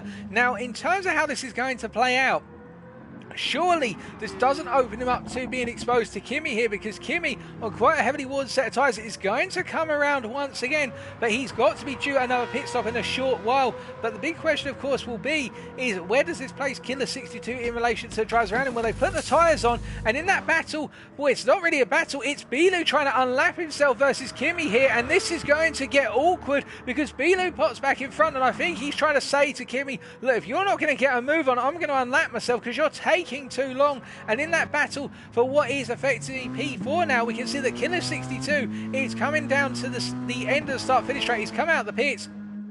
And the Peugeot driver, I think, is well clear of S43. But on top of that, S43 is still going like the klaxons right now. And Kimi is the one who is most at threat from S43. The gap between the two of them here, if it's 17 seconds from Kimi to Killer 62, and it's a further 17.5 seconds back to S43 from Killer 62. It's now 33 seconds that gap. Then that means Kimi, when he comes into the pits, given the fact he's on a worn set of tyres and he's still got to take some fuel on when he goes to his next stop, I think Kimi's going to be exposed here to potentially being jumped by S43 in the next round of pit stops in that battle for what is P5 overall in the race. As we see our two TC drivers coming into the pits, the pit crews are out for them. This is their scheduled stop, and I think they're going to be well clear of the rest of the drivers around. I think this is a safety stop to make sure they come back out in P2 and P3. I don't think Kimi is going to jump them here as they both come in, but I think this also means that Service has really cleared them both, as we can see that he is halfway through a stint right now and is due to come into the pits probably within the next 5 to 7 laps, but he is in control of this race right now, and I don't think he has to worry too much about the guys behind him jumping him by any stretch of the imagination. Of course, we could be wrong. There could be some unexpected turns, particularly if Spice makes an unexpected mistake. But you can see that the TC guys are in, and they're also out. And Kimi, who is coming down the start-finish straight right now, and trying to use the slipstream of Bilu here, as we see Bilu weaving on the straight. He doesn't want Kimi to get back past him in terms of lapping him, because he knows that he's the faster driver at this point in the race. The TC guys have cleared the kerfuffle behind them, and it means that Kimi now is in that position whereby he wasn't able to hold up either of the TC drivers, and he has got that major threat that is growing, albeit that threat now is 31 seconds down the road from him, and that is the threat of S43, this man right here, who is on a mission to recover into not only the top 5 but potentially hunt down a podium. I think a podium is going to be a tall ask for S43, but definitely P5 is on the cards, as Killer 62 is the best part of 15.5 seconds up the road for him, and that is 15.5 seconds of road time, not strategy time right now, with the mistake that S43 made much earlier on at turn 9. He won't be able to close that down immediately. He'll have to do that through hard work over the course of the remaining laps, but it's definitely a case that he could be off a P5 right now, and then how does he close down P4 for the rest of the race? We'll have to find out. But as our drivers continue to make their way around, what about the lead Corvette driver of T23T's Filippo Cala? Well, the big question over him, of course, is he's already jumped JDM and also Raikko in that battle for P7. He's in a peaceful P7 right now, but will he be able to gain even more? To be honest with you, I think that's going to be a big question on him. He is only on the early stages of his current racing soft stint, so I think he's got a lot of time left over the distance to go. But of course, the question for Filippo will be, is he able to nail the stint now? Because he's proven to be a very capable driver in that Corvette over the race distance at Catalonia, but it's just the case that he started so far down and he hasn't been able to really showcase what he's got available to him with that car, as we see that Bilu has given the place to Kimi once again. So Kimi is back ahead. Kimi caught up over the course of the lap there, but again Bilu now I think finding himself in that very frustrating position whereby he's in the toe of Kimi's car and he could go for a move into turn 1 or on any of the straights, but he's not allowed to because of the fact he's a lap down, and it must be so difficult, and that's why he's weaving all over the side of the start and finish straight. And the strategy element is really starting to come alive right now because of the fact so many drivers are so open and exposed around the circuit, as we're just trying to see who that tight pair are coming through the chicane right now. Where is our lead driver lapping our last place driver, lapping in now by 2 laps, and that is Cortex, who is in last currently in 40.2 seconds down on Bilu, who is up the road from him. But as they all make their way across that timeline once again, Service down onto lap number 45 and still a ways to go here. Well, it's anyone's guess as to what could happen in that battle for P5 right now, but I think our top 3 are quite settled in their order and now just simply nursing this race home. And Mazda looking very good tonight in terms of what they'll be their overall point scores in the course of tonight's Catalonia race, as we're waiting to find out what is going to happen in that battle for P5 in the strategy element, because of course Killer is definitely going to close out, and we can see already, in fact, ladies and gentlemen, it should be pointed out that the overall effective gap between Kimi and S43 is now the best part of 26 seconds and still closing. So Kimi has to react soon, because otherwise S43 is going to jump him on the pit stop here, and Kimi will then need to look to try and do one less stop than S43. Alternatively, it'll be a case of Kimi will have to close that place back down on track, because S43 is going to jump him when Kimi comes into the pits this time round. I think S43 has tried to time it so that way he's only got one more pit stop to go and then it's a run to the end, whereas I think Kimi is exposed to potentially needing to do 2 stops. Alternatively, he's got to stretch his final stop really long if he pits in the near future. But it is closed up between those guys as we look further around right now, and we don't see too much else happening in terms of closing up the field. And it's a bit of a quiet one right now, folks, but of course it will come together in due course. And speaking of coming together, well, we do have to wonder whether Cobra will try and get close to Nico and try to go for that P2 overall. As Cervase is into the pits, the crew are back out once again, and this is going to be another scheduled stop for our race leader, the TX3 Indy driver, doing everything right so far, and with that 57.3 second lead over the rest of the field, I think he's very comfortable. I don't think he's got to worry. As JDM, the second of our 4 GT drivers, comes into the pits from what is P8, and he is in that battle, of course, with Raiko for P8. I think he's fallen far enough off Filippo in order to not be able to contest for P7, but Raiko is now coming through the final corner here, and who is going to emerge in front? I suspect it is going to be Raiko by a small margin, as we hear that JDM is now in his pit box. They're putting the tyres on the car, and we can hear the sound of that Mazda's rotary engine just roaring past, and Raiko putting that fuel in, and Raiko also clearing our race leader, albeit temporarily, before he's going to have to give the lap up to Cervase once again. The Cervase coming out with a good amount of a gap right now. We can see that our race leader has already cleared turn 2, and our P2 and P3 drivers are just coming across the timing line to begin their lap 46. So that's how big the gap is. But the gap right now, and you can see that Kimi is really in a difficult position with Bilu, and Bilu as well in that very awkward position. And I think really this is going to be the talking point right now, the fact that Mazdas have been so strong over the course of the entire lap, finding themselves in those awkward spots where they've got the faster Corvettes trying to unlap themselves on the straights, because they've got the pace that they want to get racing, but of course they have to give the place back over the rest of the lap. And Bilu, in fact, driving off circuit there, because he knows already he's going to have to give that lap back later on and try to get out of the way. It's almost as if to prove a point that if we were on the same lap, I'd be racing you, Kimi, but I can't race you today. Instead, I just have to do rallycross instead.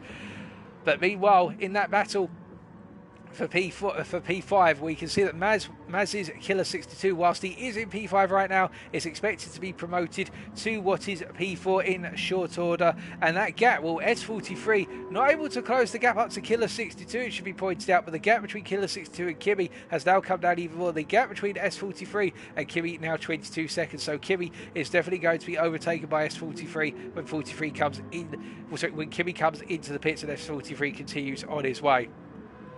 And we are waiting to find out, of course, when that pit stop is going to occur for Kimmy. Is it going to be at the end of this lap? Well, if we look at his gauge, I think it might be, because that front left tyre is now 50% worn. And surely Kimmy can't be planning to go much longer in that tyre, because he is losing the best part of a second to 2 seconds a lap over Killer 62, but more importantly, S43. And that is disastrous for the GTBE driver, because he's going so long on this tyre. And whilst he may think to himself that he needs to go long, and it's cost him so much time, and you can see Bilu as a reference marker, the back marker here gaining so much, and Kimmy goes around for another lap. And I think at this point, ladies and gentlemen, Kimmy is really consigned himself to an uphill battle for the rest of the race and caused himself more problems than he needs right now. Of course, that's my opinion. You can agree to different. Let me know in the Twitch chat if you feel differently, as they're all making their way around onto lap 47, our lead drivers. And we can see that Bilu must be so frustrated because he's not allowed to technically past Kimmy, and Kimmy is so slow now by comparison with the second Corvette driver. And you can see Killer 62 can actually see Kimmy off in the distance right now. That's how much the gap has come down as we look further around the field, and there's nobody else really close coming together right now. Everybody's spaced out due to the pit stops, but Bilu in that very awkward position. In fact, Cortex has closed down the best part of 5 to 6 seconds over the last 3 laps because of the fact that Bilu's been stuck behind Kimmy for so long. And as we look back towards our race leader right now, Will Cervais just running away with this and continued to do so. That 21.9 second gap being more than enough to give him a good space to Nico and Cobra, the two TC drivers who have got eyes on one another right now, with a 3.1 second gap between the pair of them. But Nico just doing everything he needs to do right now at the expense of Cobra, who made a small mistake earlier on, and that cost him the time and gave Nico the position. That mistake being picking up that penalty at the chicane and having to burn it on the start finish straight, a 2-second penalty for his mistake in running wide. And we can see Bilu here literally trying to send all sorts of messages through to Kimmy. Please, Kimmy, just get out of the way. I think Bilu's trying to get through to his fellow countrymen, but Kimmy, of course, just decides the pace that he wants to dictate here because he's on that lead lap. But this is getting very unfortunate, and we can see that Killer 62, that gap has come down by the best part of 3 seconds on lap 47 alone. And surely Kimmy's into the pits. He's not into the pits. He's trying to go at least 2 more laps, and Bilu, I think, now will want to get past, because this is getting to the point where you can see that Killer is closing up massively. And perhaps it's the case that Kimmy realises in the battle with S43 he's got to go long, because we look at S43 now and you can see that S43's tyres are now starting to get into the final third of their life, and I think that's what S43 was targeting here, because he fueled the car heavy. He's gone for the all-in. He will be pitting probably about the region with 25 minutes to go, whereas Kimmy will probably be fitted with 30 minutes to go, and then it's those two to the end of the race in that battle for P5, the final top 5 position. And really, well, Killer 62 right now will not want to get stuck behind Kimmy for the rest of his stint, because Kimmy will cost him so much time and actually potentially expose him to being in a freeway battle for what will be P4, and Killer will just want to clear these guys given the fact that he's got the tyre life here. Alternatively, if I was in Killer 62's position right now, perhaps it would be provident to actually come into the pits prematurely and go for that final stintage rather than staying behind these guys and going long. Because when you think about it, actually, Killer 62 right now, because of the fact he's close enough and he's got at least 1 more pit stop to go, could be exposed to ending up in this freeway fight for what is going to effectively be P4 rather than P5. But we will wait and see how that plays out with just over half an hour of this race to go.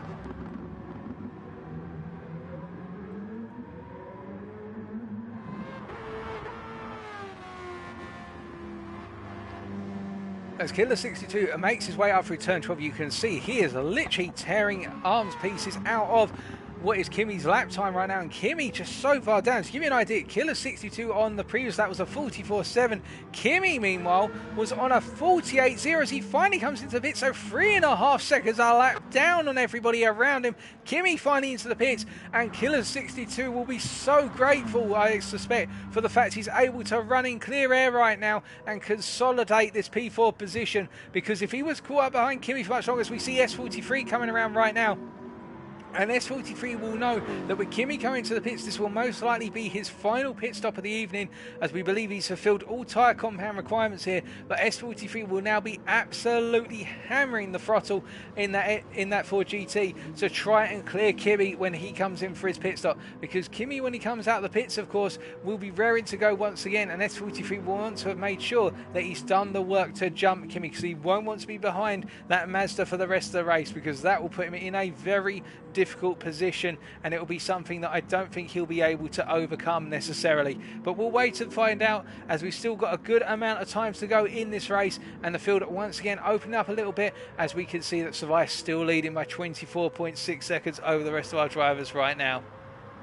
And we're still waiting for the final sets of pit stops to commence, and once we get to that half an hour remaining mark, we'll give you a quick summary of the strategy situation right now and what else is to potentially come with the time remaining, ladies and gentlemen. But so far it has quietened down a little bit, and now it's all coming down to the big strategy elements, those big brain plays in terms of knowing when to pit and knowing where you're going to come out in relation to everybody else.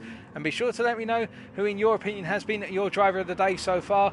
Firstly, I'm not going to make a call on driver of the day until the very end, but be sure to start casting your votes for it, and we'll come to a decision on the audience's driver of the day and also my personal driver of the day, as we see Killer 62 really putting the pressure on Bilu right now. And this is where the Frenchman will feel as though he needs to get past the Corvette, because remember, that Corvette is so strong at the straights compared to the Peugeot, and the little Peugeot has to try and nip its way past into the braking zone for turn one. And I think Bilu will respect the fact that Killer 62 isn't going to cost him too much time, although I say that Bilu's still holding on the line here, and I think 62 is going to be flashing his lights very shortly, as if to say, oh come on, get out of the way, I'm not going to be Kimi, I'm not going to be as slow as him. And Bilu gets out of the way through turn 3, costing Killer a little bit of time, but not too much, it would seem. But meanwhile, as we look further around the circuit, we can see that Kimi has actually come out behind Filippo here. So the lead Corvette driver right now, who has one more scheduled stop to come, and it will be within the next 2 to 3 laps from what I gather based on his telemetry data there. It means that Filippo will be coming into the pits and dropping it back down. And in the battle for P7, well, I think Raikko right now 33.8 seconds down on Kimi and still dropping away a little bit. I think Filippo has done everything he needs to keep ahead of Raikko and also Storm's JDM. JDM closing up on Raikko, however, it should be noted. And Raikko now on a very fresh pair of tyres. Those softs are looking very good, and they're on similar tyre life, it should be pointed out, JDM and Raikko. And I think this is going to be a battle to the finish once that final pit stop has occurred, and it's going to be all about one lap pace. And we can see that JDM just a little bit faster, particularly as we come onto the straights, versus the Mazda of Raikko. That Ford GT showing what it's got on those straights with that V8 engine, and that's where it can make it count. So with half an hour ago then, ladies and gentlemen, let's give you a quick run through of the field. Starting from the top, of course, we've got Savai 7, the Belgian driver, who is currently leading and really dominating, having set the fastest lap of the race so far on his previous lap, on lap number 50, a 43.3, a phenomenal lap there from Savai, and really doing everything right so far, although a little bit sideways there through turns 7 and 8, but 27.7 seconds is the gap between him and second and third. Second being held by the TC team lead driver of Nico JVT, who is 3.6 seconds ahead of Cobra 45. We expect all 3 of our top 3 to do at least one more pit stop before the end of the race, all of them now having a run home on racing soft tyres. I think they've all covered their hard stint, or at least I believe so, then perhaps saving their hard stint until the very end. From Cobra in 45 to P4, which is held by Mazex's Killer 62, we have 19.1 seconds. But before I talk any more about that, the pit stop is now coming up for Philip Cola, and that is the lead Corvette driver coming in for his final scheduled stop on the racing softs from what we gather. And now the big question that will be asked of him, of course, is he going to come out ahead of Raikko, who is battling with Storm's JTM and JDM? They're coming through at turn number 13 right now, and Raikko really being reeled in by the second Ford GT driver. The GTB driver in the Mazda not having a good time on lap number 50 right now, and as they make their way through the final corner, I think JDM is going to be on for the move here, as we can see that Philippe has got fuel going into the car right now, and I think he will clear these guys as they all come down the start finish line. And Raikko has immediately, in fact I think he might have picked up a penalty there, because he lifted out well before they even got there, and they have come out behind Philippe Cola, which means as the Corvette driver makes his way through turn 1 just ahead of these guys, that he is now clear of the battle for P8 and can make his way home. But let's take a look back at what happened to Raikko there. So as Raikko came out the final corner, did he go wide or did he just simply lift out of it? In fact, he just lifted out of it. I think he's decided, you know what, there's no point me fighting with that Ford GT. I'm going to use it as a tow car instead.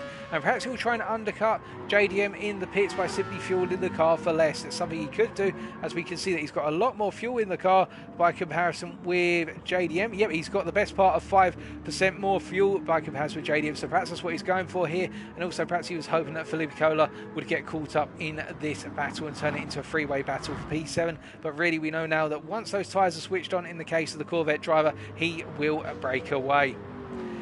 So as we come back then to the race order, so we were coming down to our P4 driver, who is 19.4 seconds off of P3. That's Killer 62, Mazx driver number 1, who is in the Peugeot RCZ, and he has got a gap of 11.8 seconds, well 12 seconds in fact, to S43, the Storm representative from RPM Motorsport.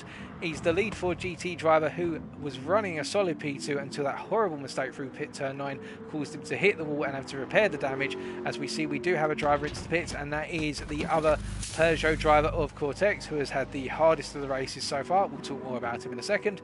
But S43 right now finding himself in a battle for P5 versus GTB's Kimi, who is 37.2 seconds down the road from him after doing an absolutely Herculean stop on a set of stint, I should say, on a set of racing soft tyres, and now has only got, well, he's got the stint on a racing hard set to go here. It has Kimi all the way to the end. And I think, in fact, this is going to enable S43 to jump him as he goes very deep into the hairpin at turn 5 and lets Bilou unlap himself. Bilou, of course, being a lap down on lap 51.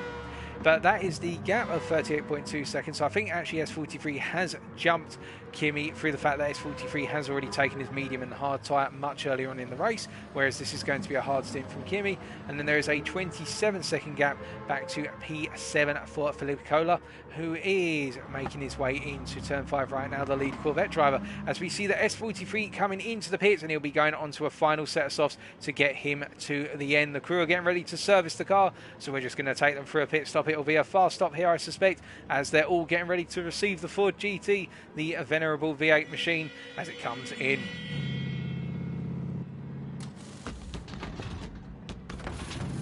As they go to put the fuel in the car here, I think it's going to be a case of, well, we'll wait and see as Kimi is coming through the chicane right now, but I think we are going to see as Kimi comes into the pit, so he's actually going to change off of those hards. So he's only decided to do one lap on the hard tyre here, and this guarantees that S43 is going to clear Kimi. And, well, in fact, Kimi, well, I don't think S43 put any fuel in the car there, so he's going to go to the end of 35% fuel. This is a little bit of a gamble from S43 because he has done all the stintage otherwise. Perhaps it was a mistake, or perhaps he feels that he can just fuel safety in and settle for 5th place. Perhaps he feels that's the only place he's going to be able to reach now.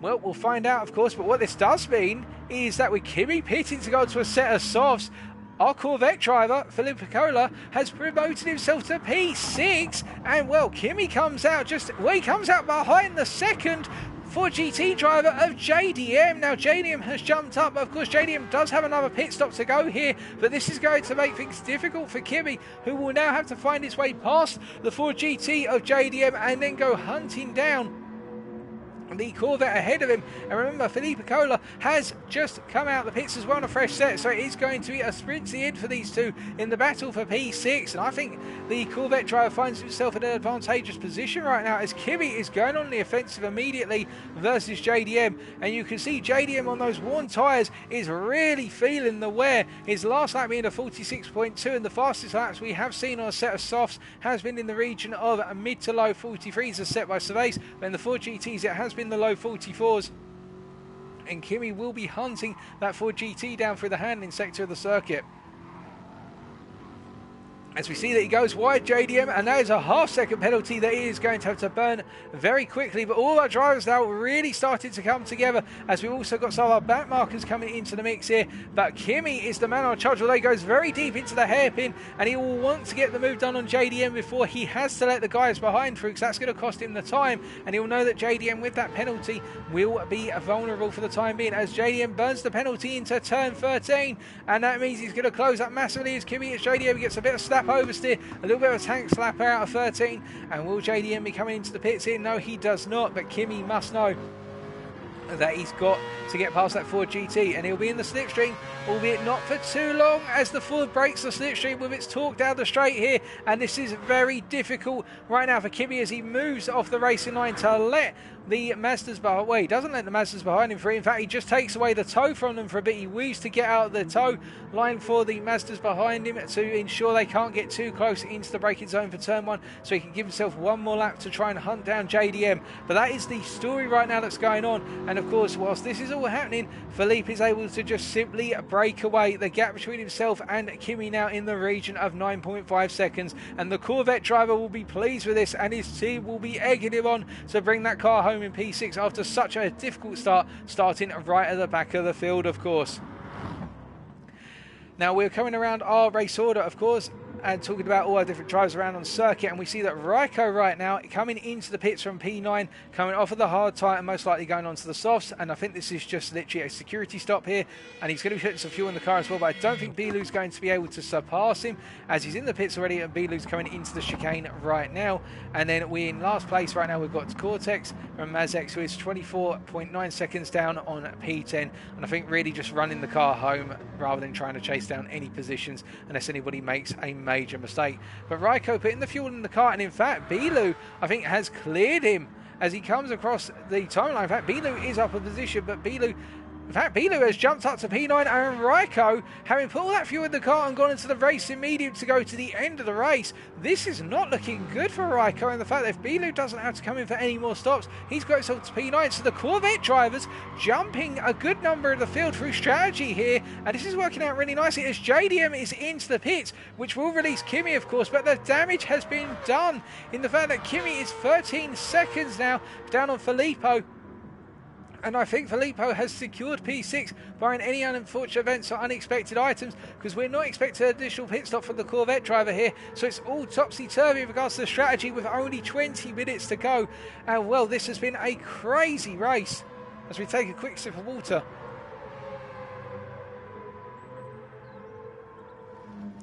But it has been one race which has been very difficult to predict, as Kimi has to lift out to let both of the TC team drivers through here. And Killer 62 now coming into the pits from what was at the time P4, and I think he's got the gap over S43 as JDM goes out of the pits and rejoins the field in what is P8. So he's coming out now and he will go hunting, albeit he has got a 37-second deficit to Kimi, assuming that Kimi doesn't have to make another pit stop. And where will Killer come out? Well, he's refueling the car right now, and as S43 comes around now, S43 is on a fresh set of tyres here. I think this could be close, in fact, and I think Killer has actually been jumped, so this has not worked out for Killer, and we got our prediction wrong, ladies and gentlemen, because S43, well, how about that? He has jumped himself all the way back up into P4 through the strategy, and he doesn't have to come in for the pits anymore, so now Killer has to hunt down the Ford GT over the remaining 20 minutes, and that is going to be a significant task for the Peugeot driver, because keep in mind the Peugeot struggles on the straights and it's good in the corners.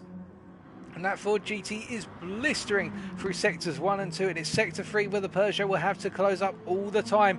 So it's chop and change in the remaining 20 minutes, and that means now we have had a change in order as our TC team drivers are both coming into the pits for their final stop of the evening. This is the scheduled stop. They're well secure in terms of the rest of the field here behind them, so they do not have to worry. And Cervase is just running the car home. He will be coming into the pits most likely within the next 2 laps, but again, that'll be a scheduled stop, and he is not prone to being overtaken by Team TC behind him.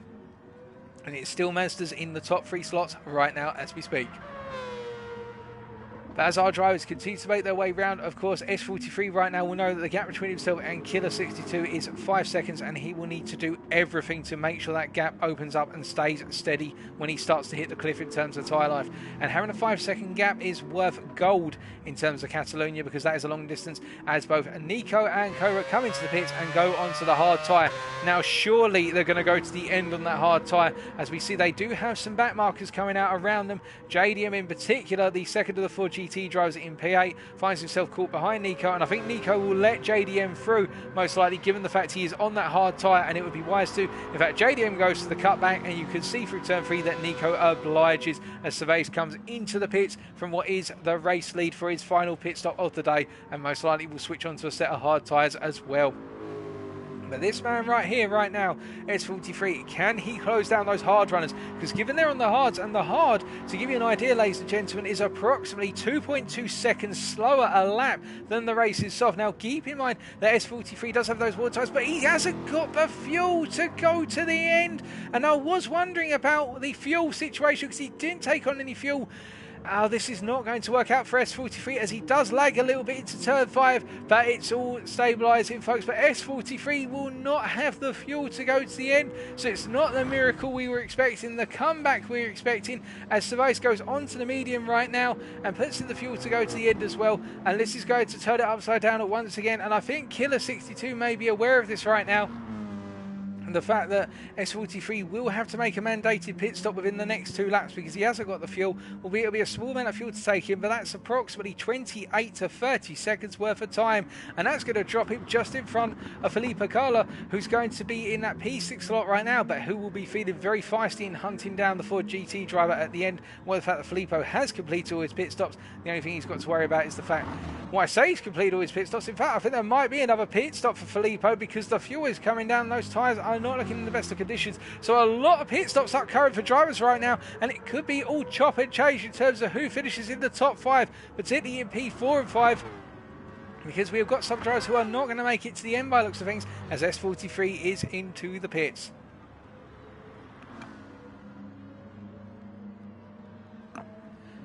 Apologies for that, folks. We just need to take a brief breather. And we can see that S43 right now, the crew are ready to receive him. And Filippo, well, Filippo has not gone long left in terms of stintage, as we see that Killer 62 has cleared S43. So he's back into P4 right now. And remember, the guys ahead of him are on the racing hard tyre, and they're going to go to the end on this hard tyre. Now, keeping that in mind, let's do the prediction here, folks. The gap from Cobra to Killer 62 is 17.8 seconds. And let's see how it closes down over the course of this lap. Remembering that the hard tyre, based on our prediction from an equal driver, is about 2.2 seconds down on the soft tyre, and it's about 1 to 1.5 seconds down on the racing medium tyre.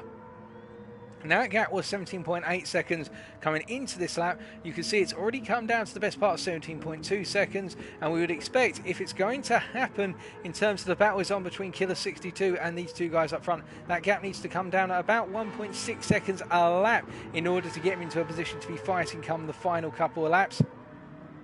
As we see that Felipe Cola has just come out ahead of S43, but I think there is a mandated pit stop coming up for the Chevrolet driver, which is going to be so unfortunate for him. He'll be kicking himself for this, because he'll think that he'll had the opportunity to get that P5.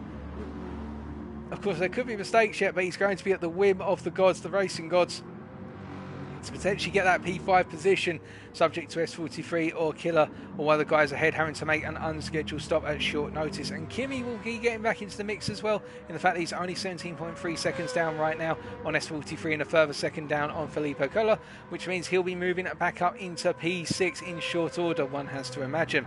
But in that battle for the lead right now, as they come onto lap 59, well, not the lead, sorry, the battle for P3, we can see that Killer 62 did take 1.7 seconds out of Cobra 45 over the course of lap number 58. So it is possible for Killer 62 to be in that position to battle for the podium right at the end. And I think the TC drivers will be very aware of this now, and we will keep our eyes peeled there, folks. We have still got 14 minutes to go. So based on our prediction then, We've got the best part of 8 to 9 laps race distance to go for our drivers, as we see Filippo and S43 getting closer and closer to the back of one number. And Filippo in this instance, I think, will just have to let S43 through, because there'd be no point fighting. But that's if S43's got the run on him into turn 1, of which he hasn't at this point. That Chevrolet engine just simply holding off the Ford for the time being. And of course, there was a little bit of contact there as they made their way uphill into turn 3, and Filippo immediately gets out of the way. I don't think he wants S43 to send him flying off the circuit there, and so he's let him through, realising that S43 is in a different race pace situation by comparison right now. But that was a close call between the two drivers there, and we can see that Kimi 19.0, and that's 18.8 seconds down the road from Filippo, will be hunting down Filippo like a rabid dog and wanted to finish in P6. Kimi being that driver who's silently come into this race over the distance and doing everything he can right now to get himself into that top 6. I don't think the top 5's available to him, but he's doing a good job all the same, as we see that his teammate Raikko in P9 right now, in a quiet P9, really in a bit of a no man's land right now, and not catching up to anyone, but not being caught by anyone either. And Cortex is ahead of Bilu for the time being, but he is, well, I think he is going to go to end on his current set of tyres, and Bilu is definitely going to the end on his current set of tyres, so we'll wait to see how that plays out as well. But Bilu right now in last place and 2.7 seconds down on P10. These two have been battling for P10 over the course of the race distance. Up front, it's still 42.5 seconds between survivors and the rest of the field, and that all-important battle for P3. We're on lap 60 now, and that gap has come down by the best part again of 2 seconds over the last lap, as Filippo comes into the pits from P6, releasing Kimi back up into P6. And well, I think that Killer 62, if he can nail this stint, will be within attack distance come the final lap versus Cobra. But it's all about whether those racing soft tyres are able to hold on, and he's got to keep putting in those solid laps. Killer 62's last lap of 44.5, whereas Cobra's last lap was a 46.4, so 1.9 seconds was stripped out, and he's still trying to close it down by that margin every single lap. He's got to nail it lap after lap to get into that attack zone. But Filippo right now putting fuel in the car, and he's definitely going to come out ahead of JDM. And I think really that's all the pit stops in our top 7 called for right now, unless we've got any mandatory compound switches to occur, which I don't think we have. And I think it's all going to be down to track position to the very end, as Cortex is in the pits and Bilu has been promoted to P10 as a result of it, our second Corvette driver. So with 11.5 minutes remaining now, the big question, I think the big battle we are expecting is, can Cobra 45 stay clear of Killer 62? 12.1 seconds the gap between the two of them. You'll see in the rear of your camera shot a little Peugeot in the very far distance. There it is. You can just see it. It's a pixel of the rear of your screen, and you'll note that as Killer comes across the line here, he closes down another what is approximately 1.8 seconds on that lap. So the tyres are starting to feel a little bit of graining for Killer, but he won't be too bothered by that. He is working them so hard, and you can see how he's braking into turn 1. He's absolutely going for it on the brakes here. He knows he can smell P3 at a distance. He just needs to get close enough to secure it.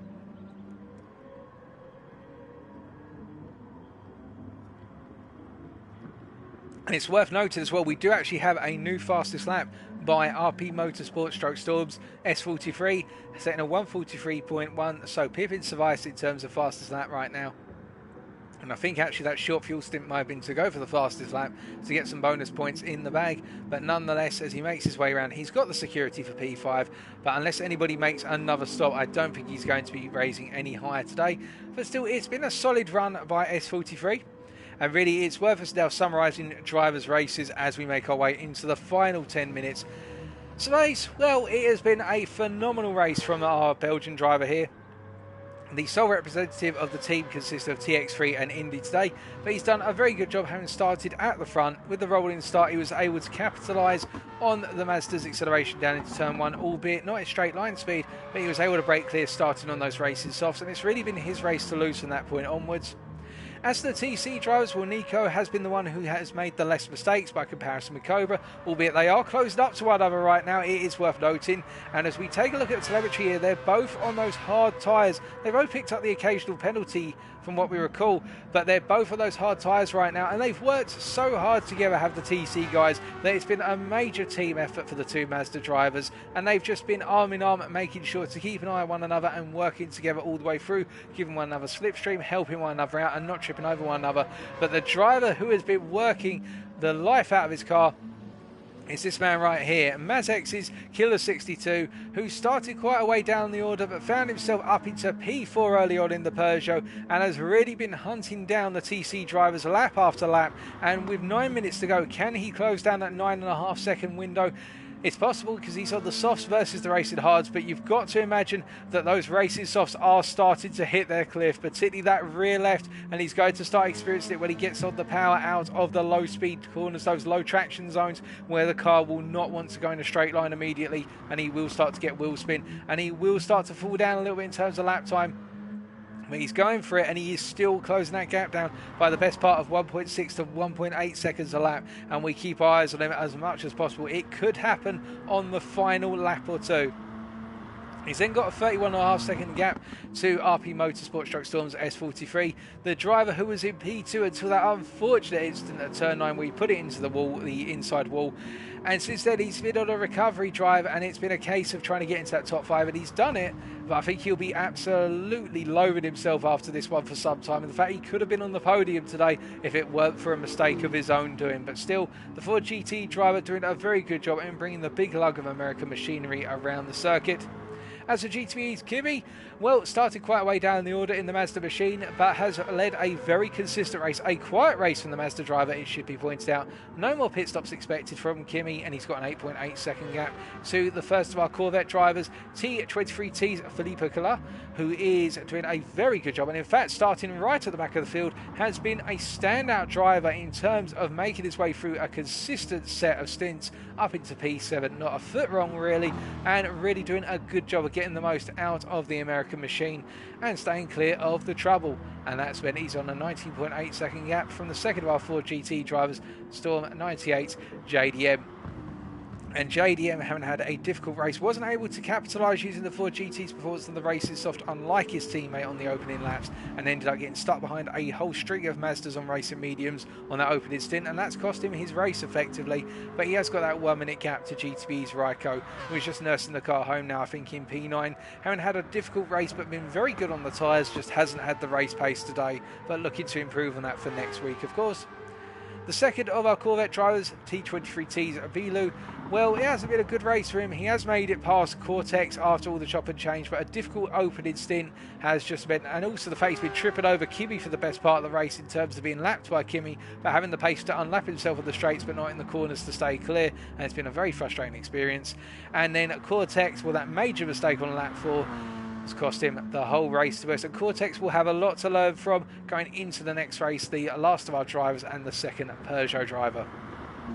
Well, with 6 minutes to go now, we come back to the ongoing situation, and I'm pleased to report, ladies and gentlemen, that gap between Cobra and Killer is now down to 6 seconds. With 6 minutes away, you could see that he's now coming onto the straight almost in the same frame shot as Killer 62, oh sorry, as Cobra is Killer 62, and he, as we ride on board looking forward from his car, the Peugeot Sport driver will literally be ripping every little detail out of the car. He'll be looking for every little bit of lap time on those warm tyres, and well, you can imagine that those tyres are starting to hit their cliff. He'll want them to go just a couple more minutes, experiencing a bit of difficulty coming out of turn 3 there. You can see Cobra opening up the gap as a result, and I think the TC drivers have closed up the gap to one another, so that way Nico can give Cobra the tow down the straight in order to make Killer 62 have to work his car even harder and expose its ultimate weakness, which is that straight line speed performance, which it severely lacks and desires and would beg for. And it's all in the corners that Killer has to make up that time. He can see them off in the distance, but I think it may just be a little bit too late and too far away, but he will know that he will have run strong for the podium in the end, but will be bringing it home in P4 with 5 minutes to go. Of course, it's not over yet. We have still got 5 minutes to go, and he is still stripping the time out of the guys ahead of him, but he's got to catch up to them, and then he's got to find a way past. And as we look at the telemetry, look at those left-hand tyres on that Peugeot. They are shredded.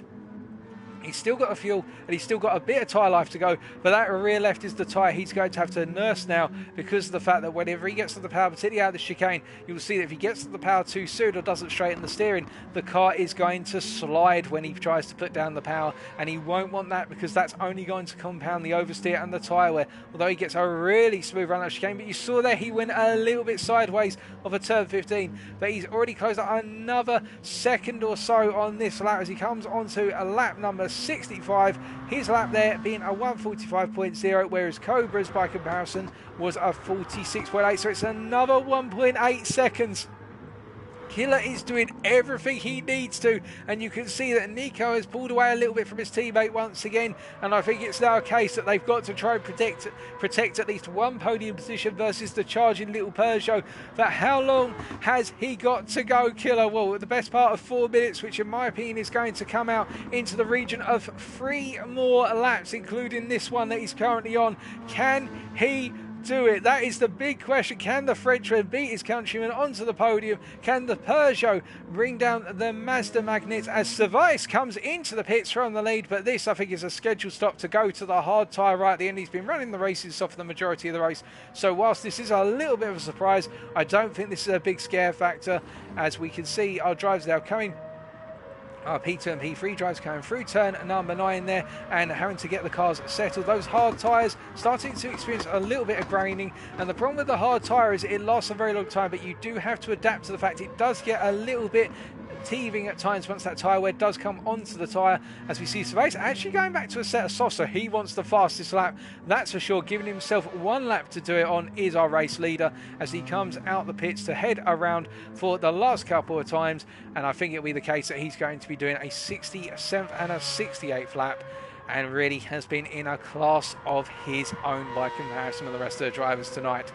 But still, that's not to take away from anyone. We have still got a battle to go as Killer 62 closes down that gap to Cobra, albeit the close down now has not been as much. On lap 65, a 45.1 for Killer versus what was a 46.1 for Cobra. So the tyres are starting to hit their cliff. He's going to close down a second a lap now, is Killer, but he's got only 2 laps to go to do it. He needs to close down at least 1.6 seconds a lap in order to close up to the Mazdas. I think it's just a little bit too late, and I don't think the Maz X driver has got the laps left. It's been a courageous effort, however. We'll continue to wait and see, as Cervez is definitely getting himself up set up for a fastest lap here. He's going to have 1 more lap. He's going to have 1 final lap to do it. It will be lap number 67 as he drifts his way into the hairpin. But we can see here how Nico is giving his teammate a little bit of a tow on the straight acceleration zones. I think Cobra feels that he just needs that a little bit more gumption down the straights as provided by his teammates in order to pull away, as Killer is pulling the time out. But that Peugeot, you've got to feel Killer right now must be literally on a knife edge with that Peugeot's rear left tyre in particular. He'll be so heavily worn, and as he's coming up into the hairpin, he'll go as late as possible, but not as to lock the tyres up, of course, or lock the brakes up, as Cervez now heads on to his final lap of tonight, and he'll be going for that fastest lap to bring it home, as we see all our drivers start to head around for what will most likely be their final lap of the race. And we can see that Killer, I think, has hit that cliff, because that gap is not coming down as rapidly anymore. It's not even a second cleared as they come through the chicane here, and I think Killer is going to have to accept what is a P4 in the end, unless he finds some magical way past on the final lap or the guys ahead make a mistake. But I think the TC team are too composed for that. I don't think we're going to be seeing a mistake from them with 40 seconds to go, although Nico getting a little bit spicy with his teammate now. Cobra just peering down the side of Nico, I think trying to get the message to his teammate. We've got 1 lap to go, get a move on or I'll go for the position, and you have to deal with the angry Peugeot behind me. As we can see that they are getting closer and closer to the back of one another here with half a minute to go, so this will be their final lap. Will there be a change or a fight between the two of them? I mean, if I was in their shoes, I'd settle into order right now and just make sure Killer doesn't get one of the 2 positions, as our drivers are coming to the end of their race then, and our first driver to complete tonight's race, I believe, will be GTB's Raiko on lap 65. As he makes his way into the chicane then for the final time of asking, he comes through, and this will be the first driver to complete tonight's race after 65 laps in P9. Congratulations to Raiko. Behind him it is going to be Bilu, who's going to come home at 6.6 seconds behind in P10, rounding off our top 10. And then it is going to be Kimi, who comes home in P6 ahead of Filippo, who couldn't do enough to close him in the end. Service winning, this man right here, winning by 32.7 seconds. A fantastic drive and the fastest lap of the final lap of 43.0. And then as we look further back once again, we can see that it is going to be Cortex coming home in P11, and then it will be Storm's JDM who comes out the final corner home in P8 after 2 hours of relentless racing. A tough race for JDM, but he will bounce back in the future. And then in our final races, it will be Nico JVT who comes home in P2 ahead of his teammate in P3 of Cobra 45, and Killer 62 finishing at the end 1.4 seconds down on the Mazda train from Team TC. And then we've got a 30-second gap down to our driver who will finish at P5. The lead of our Ford GT drivers, that'll be S43, ruined what could have been a podium today, but an excellent recovery drive to P5 all the same from the Frenchman. And it's another day at the office next week, and I'm sure he will bounce back and look for a better result as he comes out the final corner then to complete tonight's race. Well done to all of our drivers, of course, but congratulations to our race winner, Service from Belgium in the Mazda RX Vision.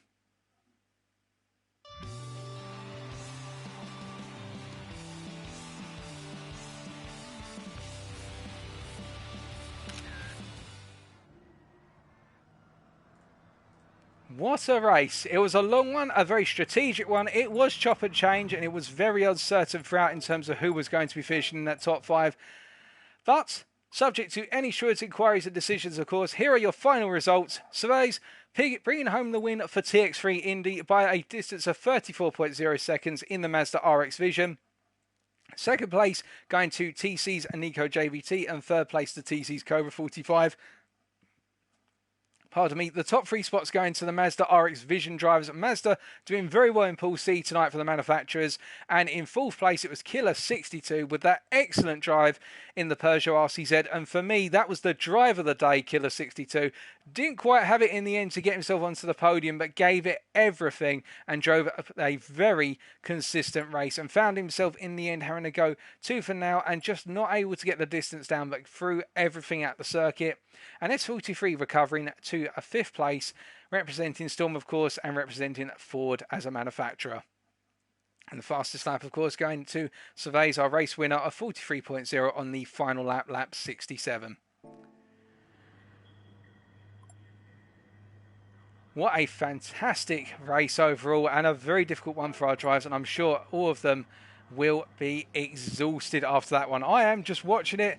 It was tough all the way through, but fantastic racing. You can see there Cobra already remarking on the fact that Killer, I reckon if Killer had had 1 lap fresher tyres, he could have got it done, but it wasn't to be today for the Peugeot driver.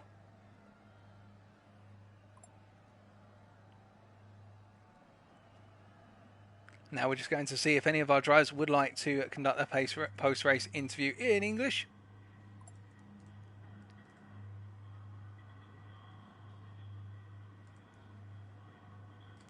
Give us 2 seconds, ladies and gentlemen.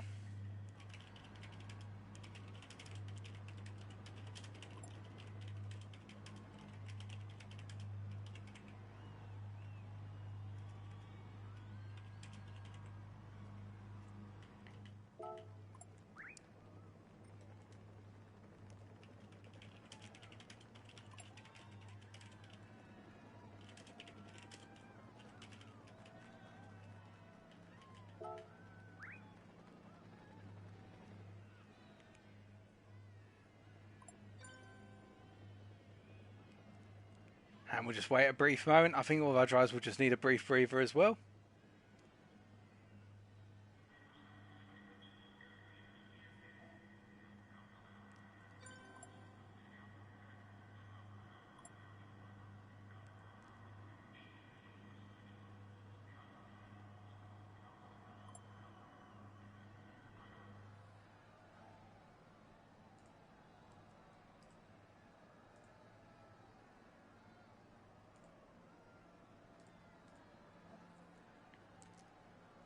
I don't think we're going to be getting anybody in by the sounds of things. We will wait and find out, of course. We'll just give our drivers a moment. They're probably looking to compose themselves, of course.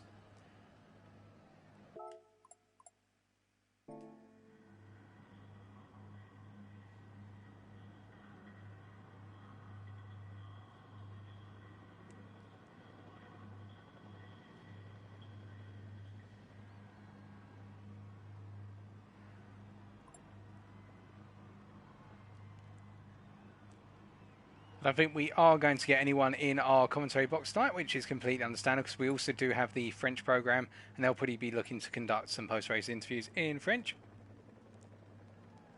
But nonetheless, fantastic racing throughout up and down the field. And I definitely think we have got plenty more to look forward to over the coming weeks as we go into what will be round number 2.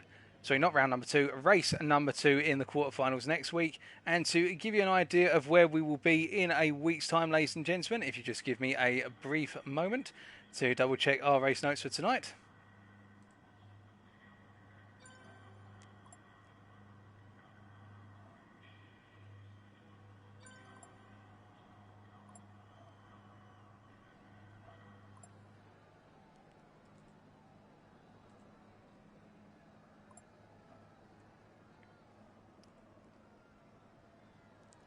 We are having a little bit of difficulty getting our notes at the moment, but we will definitely be back the same time next week for race number 2 in the quarterfinals, where we'll again be taking a look at Pool C and we'll be bringing you plenty more action. But it's been a pleasure to host tonight's race and to broadcast it to you in English as part of the increasing English community within the Binome Manufacturers Elite Endurance Series Cup. I've been Paul TX14 Walsh, also known as Brit in the Spit, and if you have enjoyed, be sure to let me know by subscribing to this Twitch channel for future GT Sport broadcasts. But until next time, as always, as we say farewell to Catalonia for the time being, and thank our hosts for hosting tonight's race, i.e. Tosh and Nima, it's goodbye for me, and remember to stay safe, stay well, stay smiling, but most importantly, as always, stay on track. Good night.